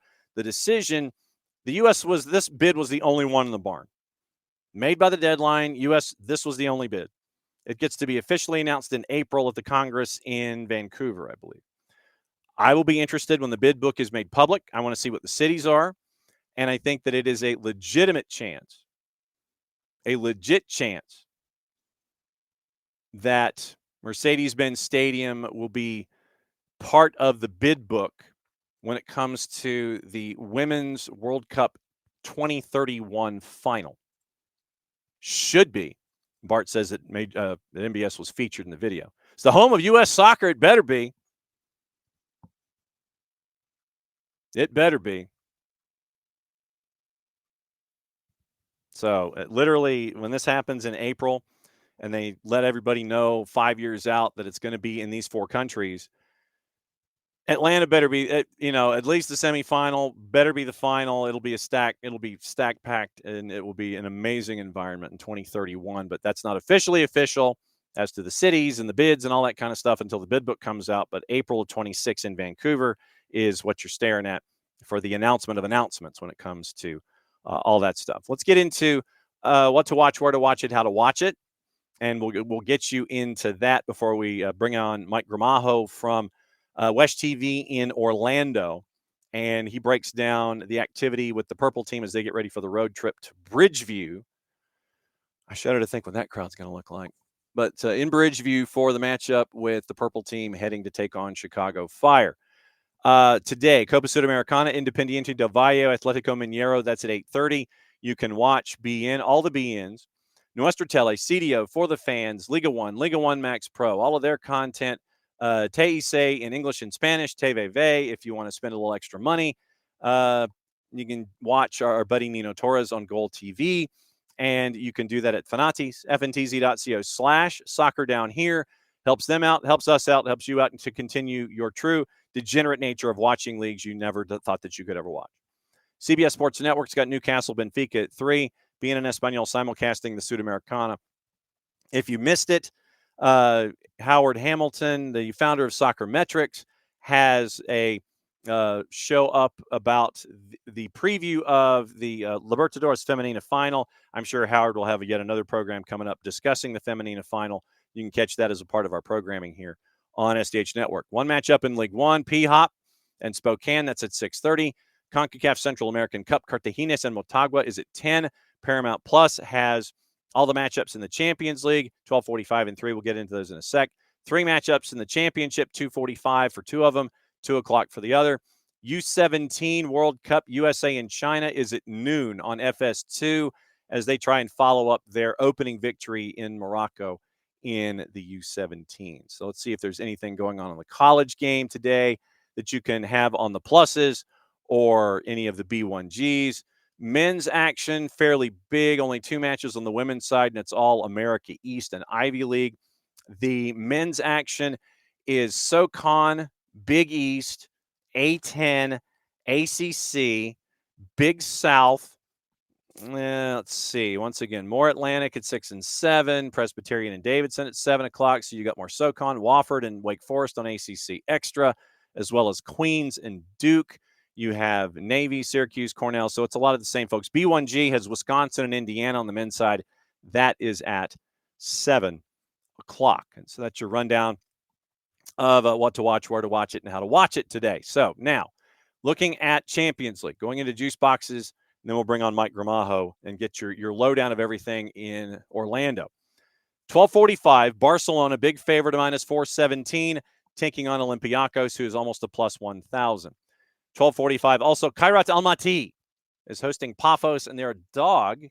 Keep an eye on that one just because of the travel, because the travel, and I want to get this right, because it's a distance. So you're going from Cyprus basically to Azerbaijan. And so and you're also trying to sit there and go, okay, so now what happens if we get to go from one end of the world to the other? So you're going from Cyprus to Kazakhstan. It is 16 hours on a plane. 16 hours. You're flying from Cyprus over Azerbaijan, Uzbekistan, and you're landing in Almaty, Kazakhstan. It is 74 hours, according to our friends at Google Maps, on a road. It is 5,409 kilometers from Paphos, Cyprus, to SC Kairat's headquarters in Almaty, Kazakhstan. 15 hours and 50 minutes on a plane. And so guess what? That's why I'm picking Kairat Almaty in that one, because of the fact that it's freaking 16 hours on a plane. 15 hours and 50 minutes on a plane. You know that you're either taking one of those big 747s or you're stopping a couple times. Kairat Almaty is an underdog at a +200. Paphos is a +150. At the very least, I would take the draw at a +215. 3 o'clockers, Arsenal and Atletico Madrid. Atletico Madrid said that their shower situation was like the lower leagues after practice because they were getting cold water when they were turning the spigots on. They squawked about it. Arsenal apologized. There are specs that you have to follow on game day. The specs don't exist during practice days. I'm thinking gamesmanship a little bit, because you never know. Somebody could, tweak a muscle in a cold shower. Arsenal favored at a -172. Atletico Madrid a +487 in the composite. Bayer Leverkusen, big underdog, hosting PSG at a -152. Copenhagen, big underdog, hosting Dortmund at a -130. Newcastle, -161, hosting Benfica at a +430. Does Jose Mourinho once again park the bus? Probably. PSV and Napoli. PSV a +198. Napoli on the road a +131. Royal Union Saint-Gilloise +380 at home, hosting Inter at a -133. They're playing their home matches. Royal Union at Lotto Park. They're not playing on their home ground. Villarreal is a +359, hosting Manchester City at a -141. Remember, Barcelona's matchup, that's being played at the Estadio Olympique, because they can't get into the Camp Nou yet because it doesn't have all of the okie dokes from the folks that make sure that buildings are, structurally sound. So that's your rundown. But Paphos flying almost 16 hours from Cyprus to Kazakhstan. Good luck on that. Man, that's a big honking flight. So that's where we are with Champions League heading into today. All right, bottom of the hour almost. Well, it's plus the bottom of the hour. So it's time to get some research going for tomorrow night. One of tomorrow's wild card matchups, the 8-9 play-in, with Orlando on the road heading to Bridgeview, an hour southwest of Chicago, where it is Chicago Fire and Orlando City, the purple team, the 9 seed, taking on the 8 seed Chicago. For our Orlando intel, we catch up with our friend Mike Gramajo, who works at WESH WESH-TV 2 in Orlando. Here's his rundown of Decision Day, the season so far, and what to expect as Orlando hits the road. Here's our conversation with Mike Gramajo. And now it's time to catch up with the purple team and find out what's going on in Central Florida. And to do that, we catch up with our oracle of everything Orlando City, Mike Gramajo, WESH-TV, down there in Orlando. Mike, it's postseason time. We had to give you a buzz. Yeah, no, it's already here so fast. It feels like the regular season just started, just yesterday. But obviously, we're already mid-October, end of October, and then some playoff soccer now. And we'll see how the Lions really do this postseason after a really disappointing Decision Day result against Toronto. All right, so you're reading my notes, and so what we'll do is we'll start with the most recent activity, go backward, and work our way back forward in a circle, going up against Chicago here. Reason we are talking to you today instead of on Friday is because of what happened on Decision Day, and all of the math and the machinations and everything means that you're now a part of the 8-9, and Orlando drops all the way to the 9, has to go on the road. Run through Decision Day for me and how frustrating it was. Yeah, no, I mean, you really think about it, John. The performance and just the result, as disappointing as both were, it really is just a continuation of what we've been able to see from this Orlando squad in the last run of games. It's interesting because when you reached out to me to talk about postseason, I'm like, it's been a minute since I've been on soccer down here, and I remember the last time I was on the show was previewing the Atlanta United game, and that got me to think. I think that game is when things started to come out as far as some vulnerabilities that this team has. And as you can recall in that Atlanta-Orlando game, Atlanta ended up winning 3-2. I believe they got a stoppage time goal in that game against Orlando. And from that point on, Orlando went into Leagues Cup. They had a good outing. Obviously, the Miami game didn't go out good and go in their favor. Obviously, you can kind of cite other outside reasons for that the team usually contests. But after the Leagues Cup, it seemed like things were just showing more frequently than often. We talk about what happened in this Toronto game. Yes, you can kind of point out certain things. Obviously, Orlando was missing their starting center back in Robin Janssen. They were missing their starting midfielders in Cesar Araujo was in the bench, but the other starting midfielder who was now out with an ACL, Jaron Gerbet, was also out, so they were missing a key presence in that midfield. And then as far as their attack, that's been another area of concern because they've been in a nicer way. They haven't been as aggressive as we've seen them earlier in the season. So all of that against a Toronto team that really had nothing to play for, and we saw what happened. Toronto really exposed Orlando, pounded them. It could have been more, I think.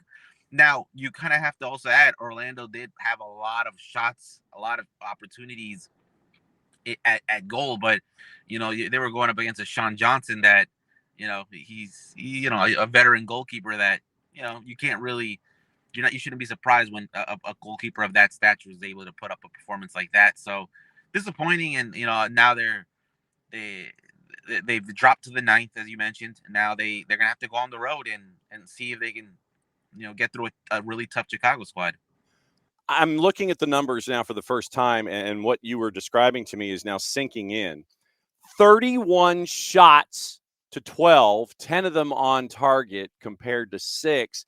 31 shots and 10 on target. What is that? That's just a team that either was trying to really just find something. And when you have that amount of volume generated in a game, somehow the soccer gods have to let you, get a goal in. And it wasn't the case. Toronto was, from just looking at the game from that perspective, Toronto was just a very well-disciplined team defensively. And I think other teams have been able to pick that up when they're playing against an Orlando team. If you're a team that's defensively solid throughout the 90 minutes, it can really, really just change the dynamic of the game. Granted, Toronto was able to score about 7 minutes early into the game. That gave them the advantage. They scored again in the first half, and then Orlando found itself a mountain to climb. And mind you, this was a game that Orlando was deeming a quote unquote must win, because it was a must win at the end of the day. It was you win, you avoid the wild card game, you avoid playing that added game in the postseason, and it came short. And then when you look at just how things have been in the last stretch of games, the last 7 games before this, this game against Chicago, it's only 1 win in their last 7 games. So that just shows you how, how bad of a form this team is. They're struggling, obviously. Could this be a new approach? You usually hear teams when they go into the postseason, it's a postseason, it's a new season, fresh slate, but it's win or go home now at this point. And granted, if they're able to get through Chicago, they're obviously gonna host 1 game at home because it's the best of 3. But granted, if it goes to a game 3 now, you're gonna either go to Cincinnati or you're gonna go to Philadelphia. So, but that's just the reality. That's just the reality when you put on that much of a performance and you come up short, unfortunately. Going back to those last 7 that you were talking about, Leagues Cup, a 2-1 loss to LAG, draw at Audi Field with DC United, the 1 win that you were talking about, the 3-2 shootout with Nashville, 1-1 draw with Cincinnati, 1-1 draw with Columbus. So it's kind of a transitive hell is real by playing each one back to back. 2-1 loss to Vancouver, and then the 4-2 loss to Toronto. In the past, and this is going back a handful of years, we have noticed that Orlando City under Oscar Pareja, they'll hit a certain point and then it would be, okay, we know we're in the playoffs, and then you kind of taper off a little bit heading into the postseason, and then, it turns into whatever it is. You stumble, you make your way through, you grind your way out of a result, then you go into the second round and you go from there. Last couple of seasons, Oscar Pareja went against that, and it was pedal down. All right, fine, we're in. So what? Let's do what we got to do and keep the pressure on. And it was a more consistent effort going into the postseason. This season, it seems to have gone back to that original model Were you getting that same kind of a vibe that those of us outside Central Florida were, where it's like, okay, we know we're in, and then you kind of like, and you go down the roller coaster and you're back into the valley again? What was your thought on that idea of initially it was like that, then last couple of seasons even keeled, now you went back to the original? Are you getting that same vibe? I don't think so, because obviously, just being out in the training grounds every week and just seeing how the team is like, obviously the vibes are positive amongst the players, amongst the coach. They, that you can't ignore, and obviously we only have this short amount of window when we go out to the training grounds to see what the team is like. But considering how the team has been the last 7 games of the regular season, and each week I've been out there, it's been positive vibes. I mean, yeah, despite the results haven't been in their favor, but I said a really interesting quote in the game before the Toronto game. Obviously, I already mentioned, he said that it's a must-win game, but he also did mention that when we've shown we've been a top team in the past, and when we've shown that we're down on the ground, we've shown that we're capable of getting back up and fighting again. I'm paraphrasing, by the way, but no worries, it's all good. But that's what he was basically saying in those lines, saying that when people count us out, we're able to get back up and really go swinging again. Is that possible going into this postseason?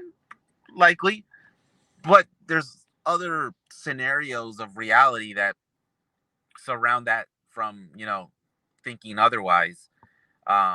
I mean, it's not out of the realm of possibility that this team can go on a deep playoff run, considering they're now going to have to play, a really long playoff run. But they could still make a historic run. I mean, you can't discard that from the realm of possibility. They, what's to say that, they beat Chicago, they upset Philadelphia, they're likely, they'll play Miami, and then they make it to MLS Cup. What's to say that that's not happening? But you look at the outside factors, as I was kind of alluding to. There's a lot of injuries in this team. Robin Janssen. Now we don't know how long his injury is. He wasn't in the game against Toronto. It's unclear if he's going to play against Chicago. It showed in that Toronto game that without Robin Janssen and the type of leadership that he brings in that back line, there are some vulnerabilities that the team has shown. The team did bring in a new left back in Spanish. They brought in a Spanish left back in Adrian Marin, who he's still adapting. He still hasn't really meshed in and really lived up to the expectations. But granted, he just got here just about a month and a half ago, so that's expected of him. But then you see the midfield. Cesar Araujo's been banged up for most of the year, hasn't been very consistent. So it's been really Eduardo Tuesta, who was another midfielder going into the season that no one expected him to start. Because, before the season even started, your starting midfield duo was Cesar Araujo and Wilder Cartagena. We already know what happened to Cartagena. He got injured in preseason and was out for the rest. He's still out for the rest of the season. Then you had, the rookie in Joran Gerbet, who came from Clemson. Really impressive rookie season, considering, the types of injuries he's had to deal with. But even when he wasn't injured, he was able to really contribute positively in the midfield. Oscar really kind of just drew a lot of praise for him. But now he tore his ACL not too long ago, and now he's out. So now you have a lack of depth really in that midfield. And then when it comes to the attacking side of things, the 3 DPs have really done a lot this year. You can't discard that. I believe they have more than 60 to 70 goal contributions. I don't remember the math, but that's just, amongst the 3 DPs to have 60 plus goal contributions, that says a lot. That means they were producing. However, when you look at these last run of games, it hasn't really shown. Obviously, Martin Ojeda has gone dry a little bit. Luis Muriel, their DP starting striker, he hasn't scored in about 4 games in his last 4 games. And not even that. He's been relegated to the bench now. It's Duncan McGuire getting the start. But Duncan McGuire just came back from a really long injury not so long ago. So to say Duncan McGuire is fully back, I think he's still working there. He did get a goal in the game against Toronto, granted, but it's still. And then obviously Marco Pasalic, he's you can only do so much as a winger as far as really helping generate goals. I mean, he did get that assist in that Toronto game. So there are possibilities that this team can go on a deep run. There are possibilities that this team is, not really putting, not throwing in the towel, but the outside realities usually can kind of overshadow what's expected of this team, as far as going into this game against Chicago. To do the math, and while you were talking, I found the math. So 66 is the number. So it was Ojeda with 16 and 15, top MLS Best 11 talent. Muriel 9 and 9, Pasalic 12 and 5. So that's 37 and 29 for Orlando City coming into this game, and that's your regular season numbers. What kind of a matchup are you anticipating against the Greg Berhalter-led Chicago Fire? Because we know that they have Zinkernagel and the attack that is there, and Hugo Kuipers. What kind of a matchup are you anticipating going on the road, taking on that Chicago team?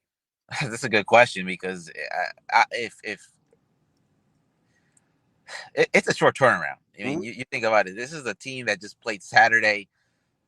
They need to figure out what they did wrong. I think they know what they did wrong, but they turned that around. And you got to give credit where credit is due. Greg Berhalter has really turned this Chicago team around a lot. I don't think Chicago had the result. They didn't have the result they wanted, perhaps also on decision day, because that was a little bit of a nail biter seeing, Columbus, Orlando, and Chicago really kind of see. You kind of just saw the take swings at each other, and you're sitting there and you're looking at that board and you're going, okay, you're one of those. But you have to give credit where credit's due. Greg Berhalter has done a lot to really just turn this Chicago team around. I didn't expect Chicago to make the playoffs, and here they are. But what's it going to take, right? Listen, this Chicago team in this is Berhalter Chicago team has shown that they can beat Orlando. I mean, last time Chicago came to Orlando was earlier this summer, and they clobbered Orlando 3-1. So if Chicago goes up against an Orlando team that one is still banged up or an Orlando team that's still depleted with injuries, and two still show that they are very vulnerable in various parts of the field, especially in that defensive end. I mean, this could be a win. This could be a win for Chicago. I mean, unless Orlando's is producing on all cylinders, and this is from being a team that's defensively strong, a team that is offensive minded and able to really put in that final pass. Because that's another thing too that's kind of deterred Orlando from even getting that extra point. That they haven't been able to have that final punch, as Oscar Pereira says. But if Orlando's able to really just produce on all ends and all cylinders, yes, this could be a result that favors Orlando. But if reality and for consistency stakes, this continues to be an ongoing trend for Orlando, this could be a walk in the park for Chicago, the way things are looking like. You mentioned the starting lineup. So just for folks who may not have had your game on speed dial on decision day, here's what the lineup was for Toronto. Obviously, you had Gillespie and net, left to right at the back. Marin, who only went 45 minutes, picked up the yellow card, I think, 34th minute, and then lasted the first half, and Tyree Spicer came in the second half. Brekalo in for Janssen, Schlegel, Freeman. That was your back line. Marin, Brekalo, Schlegel, and Freeman before the subs. Your attack, Angulo, Atuesta, Smith, and Pasalic, and then up top, Ojeda and Maguire. You mentioned not knowing necessarily the health of Robin Janssen and missing the intangibles and what he means to the back. Would you then anticipate the same kind of a thing on a short term where it's Marin at the left, Brekalo, Schlegel, and Freeman, and then keeping an eye on Marin to figure out, okay, how many minutes can you give me? If you can give me 45 or more, you start. If not, then it's something different there at the back? Yeah, I think that could be it. I mean, but considering that Marin was substituted at halftime, and you can kind of say, you can kind of maybe look at the yellow card that he picked up, but that's not an Oscar move. I mean, if your player's sitting on the yellow, you don't substitute them out at halftime just for that, But I think there's other reasons why. So one lineup could be the same back line that we saw against Toronto. If that's not the case, I wouldn't be surprised if Oscar goes with a three back, and you have Alex Freeman play more as a wing back, and you have Ivan Angulo also playing as a wing back, and then your three guys in the back will probably be David Bracolo, Rodrigo Schlegel, and I don't know, Kyle Smith maybe that it's thrown in there. So, but and that's just in the realm of this team doesn't go with its traditional four back, and if Robin Johnson is still out for that game, so this nothing like the questions on a short term, huh? No, I mean it's a short turnaround, and for Oscar's sake, he has to it's his job to really kind of solve the problem with only 2-3 days of preparation. So it's quite a task, and it's kind of like a game of chess, because what are you have to ask yourself, what is Chicago going to come out with, and if that's the case, we've seen what Chicago can be like, and the dangers they can pose to an Orlando team. All right, if you would please, sir, cut the promo for me, and so everyone can keep an eye on you on social and with all of the coverage that you give down there at WESH-TV about what's going on with Major League Soccer. Hit me. Let me know. So obviously you can find me over at obviously on X Twitter at by Mike Gramajo, over at WESH.com, WESH.com/sports. We have had basically content on Orlando City and Orlando Pride of the NWSL basically all season long. So continuous coverage. Obviously, we're going to be paying attention to the game on Wednesday. I'll have live commentary on Twitter X, and we'll see what happens, because it's going to be a game where really the postseason's here. Win or go home. Can Orlando win? Can they not? If they win, then they have a huge daunting task against a Philadelphia team that is, they've shown that they can do it. But if they lose, it continues the ongoing trend of a disappointing end to a season in which high hopes were for an Orlando team. Mike, as always, great to see you, my friend. We'll be keeping an eye on the 8-9 game, and obviously catching up with you on the flip side when it comes to continuing postseason roster decisions, because we know that the 26th season will be here before we know it. Great to see you, my friend. Don't be a stranger.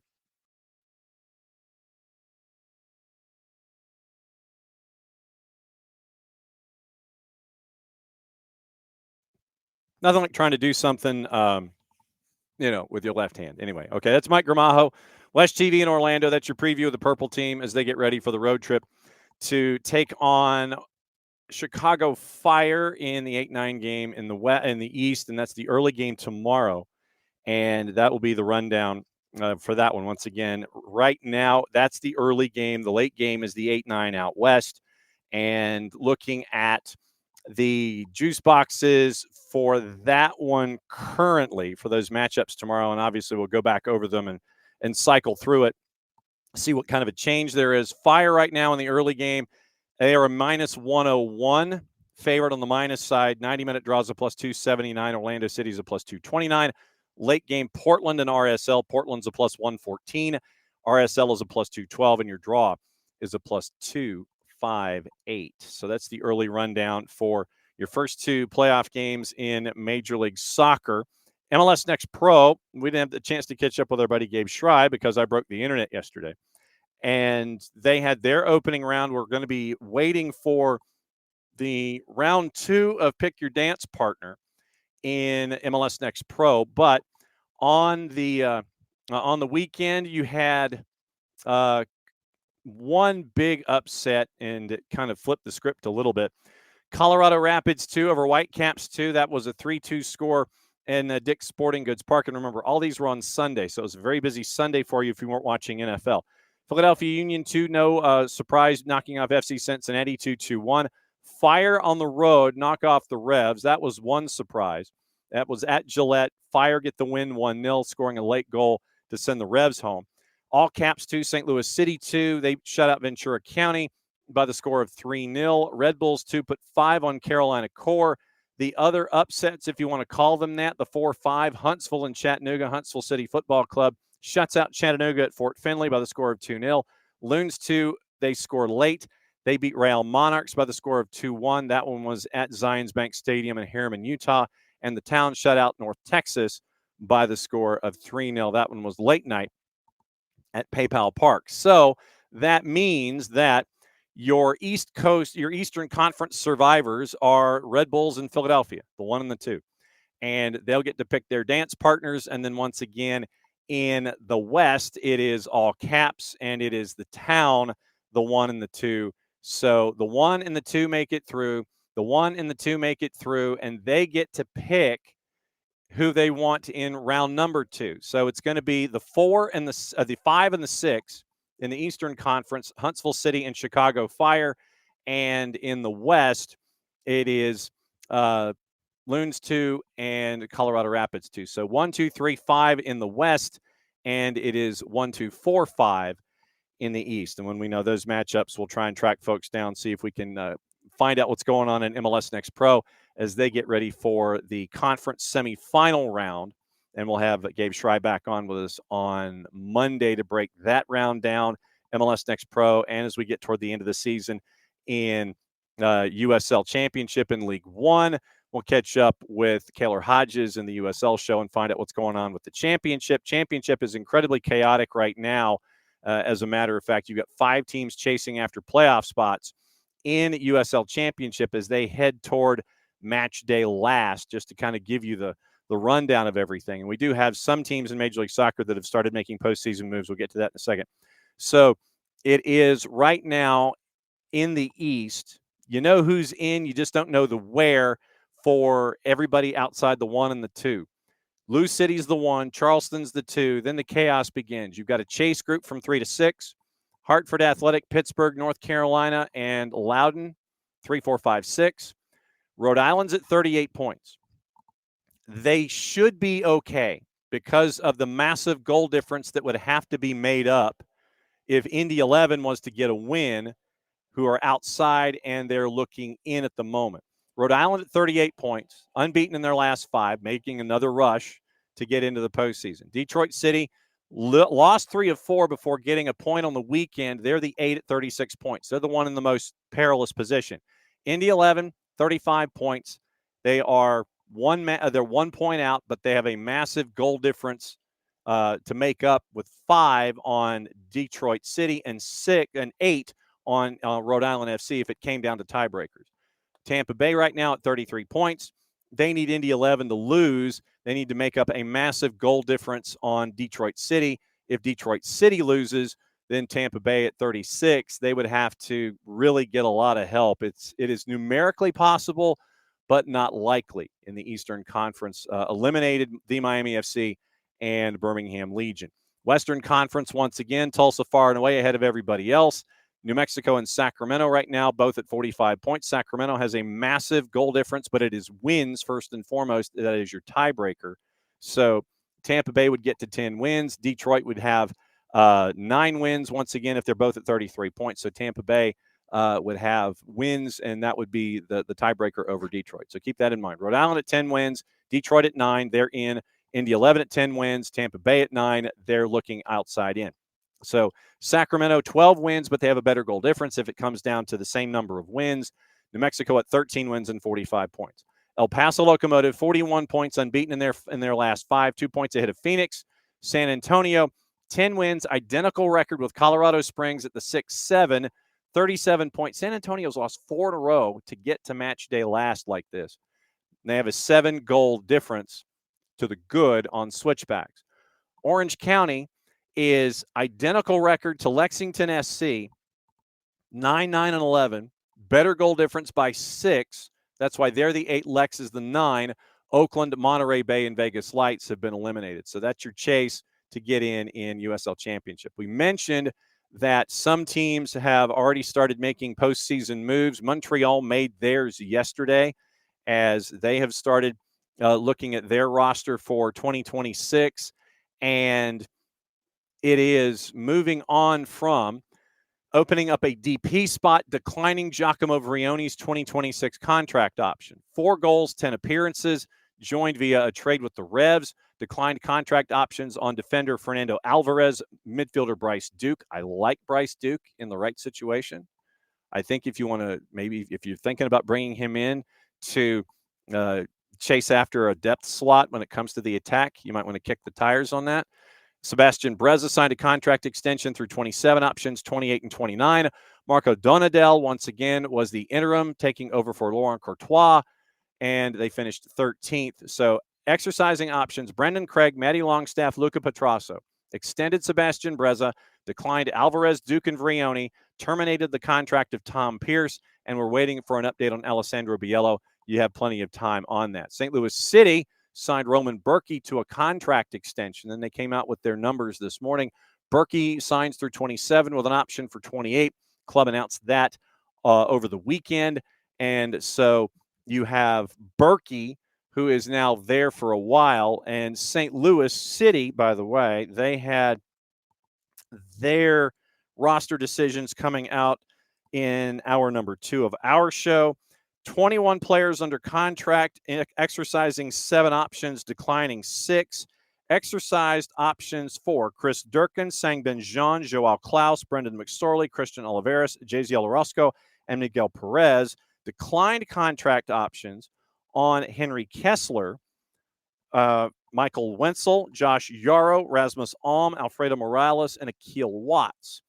And as we look at the salary numbers that were attached to those folks, let me grab those really quickly here, just so we know what kind of money might be pushed to the side by St. Louis City SC as we go down to, since it is in alphabetical order, well, at least my bookmark wasn't too far. So let's take a peek at City and see what they have. You have, let's see, so declining Kessler means that 26 option is no longer on the board. So mlsplayers.org salary info. Okay, so here we go.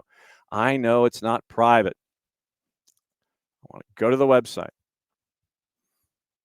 Fine, great, whatever. And they're going to have the free agent players list that came out 18 days ago. But let's look at the salary guide just to let you know. But somebody like a Henry Kessler, if you were looking to kick the tires on somebody like that, just to give you an idea of, sorry, seriously, how am I supposed to St. Louis? How are you designating St. Louis City? No, you're not designating it that way.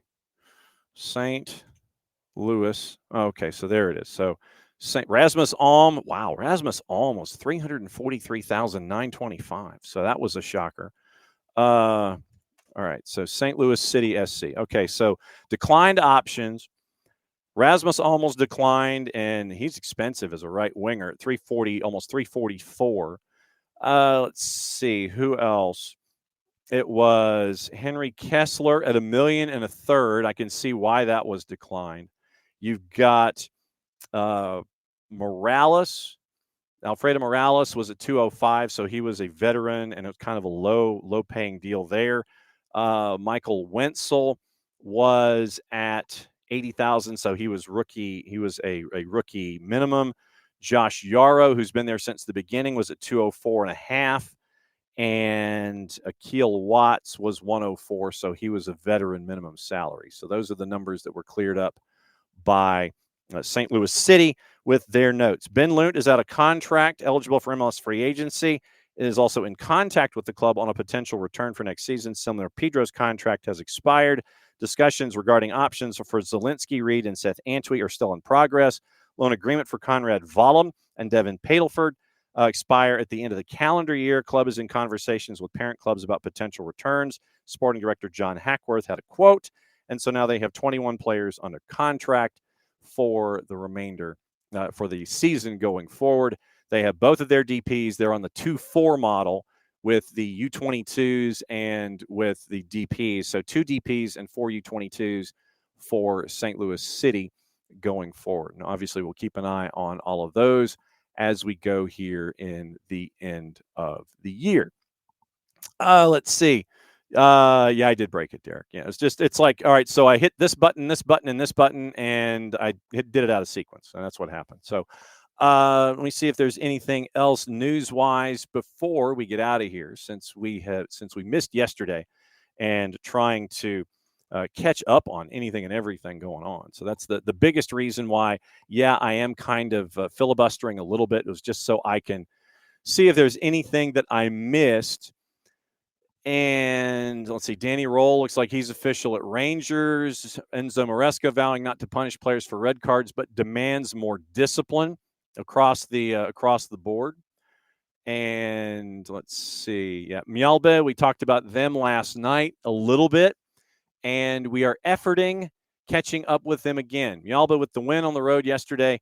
Township, about 1,500 folks. And they end up getting the win in the Allsvenskan, and so they will be going through qualifying in Europe next year, and that is so way cool. It's not even funny, but yes, we are efforting the same kind of post-season response so that we can catch up with our friends at Mjällby and find out what it was like. You've seen the pictures on social media. If you don't follow them, go ahead and follow them because it's a really cool follow anyway, especially with the story being what it was. So we will keep an eye on that.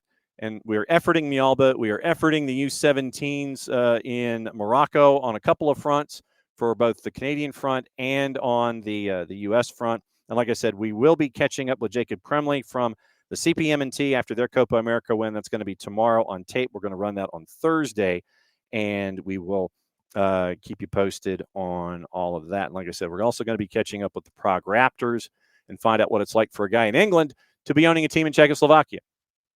So that'll be a part of our week as well, and you can link to it and set your notifications when we have those stories up, and we'll also be having them on the Roots program, and we'll also have Red Clay programming as well, catching you up on everything in the college ranks in and around the state of Georgia. Apparently, West Ham fans boycotted the match yesterday, and if you've seen the pictures, it was not pretty inside the stadium.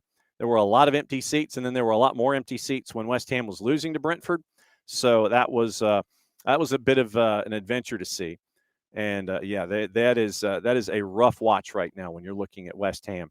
Let's see. Arsenal apologized to Atleti for the cold showers at the Emirates, by the way. So, yes, we're sorry that your shower was cold. Jared Branthwaite has hamstring surgery, and that could keep him out for months if you are a fan of Everton. Apparently, this is Liverpool's worst run in 11 years, having lost 4 in a row. And so that's not good for them, obviously. But we'll keep an eye on that as well. Apparently, according to Charlotte Dunker at the Times, the players are unconvinced, and Marinakis taking the fan side why Ange was sacked. Too many players not sold on radical change of style. Where did we talk about this? Hour number 1. Marinakis felt he needed to act to salvage the season and keep the fans on his side. And we'll see what happens. He should have hired Sean Dyche first. I think that's going to do it. I think we are officially caught up with anything and everything on activity today. So once again, keep an eye out for everything that we have going on, and we will keep you posted with anything and everything that is going on, obviously with Atlanta United and everything going on there too. There was one question that was popped up. I think it was Dr. D. So Dr. D wanted to know about bringing Tata back and if it was going to be wise long-term. Right now, we've seen the Diario Olé reports about Atlanta and St. Louis and LA and all that kind of stuff. I mean, do not be surprised if Tata's representation plays one club off another. And that's the thing. Tata traditionally stays 2, maybe 3 years. Then you'd have to turn things all over again and figure it out. So literally, as Jarrett said, you will be succession planning immediately. And I think that that's going to be weighed into the thoughts about bringing Tata Martino back if that is a direction that you want to go as a front office. So you've got to think about hiring a coach, and then you've got to figure out what you want to do when that coach decides he wants to go. I think you're looking at legacies, and you're looking at where to go from here, someone who would be here for longer than 2 or 3 years and going forward there. Okay, that's it for another go-round of us. Thanks for hanging out with us last night at Soccer Over There, where I did not break the internet. Thanks for hanging out with us this morning. Thanks to Mike Gramajo for being a part. Thanks to KCD, and thanks to Owen for being a part after being awakened by mommy and being a golden retriever who was very, very sleepy this morning in North Carolina. So once again, tomorrow it's Tyler, it's Dylan, and we'll see what else we can find out about as we get you ready for playoffs tomorrow night. The 8-9 matchups across the board in Major League Soccer, any other news and notes and everything that's going to be going on. We got Champions League to talk about today and tomorrow. We'll talk about that tomorrow. Back at it once again in a little less than 22 hours here at 9:05 a.m. Eastern time for another go-round of SDH AM. Since it's the end of the show, that means I get to do this. Play it safe, everybody. I made it. I didn't really break the internet for the entire show. Mucho platial. We'll see you tomorrow.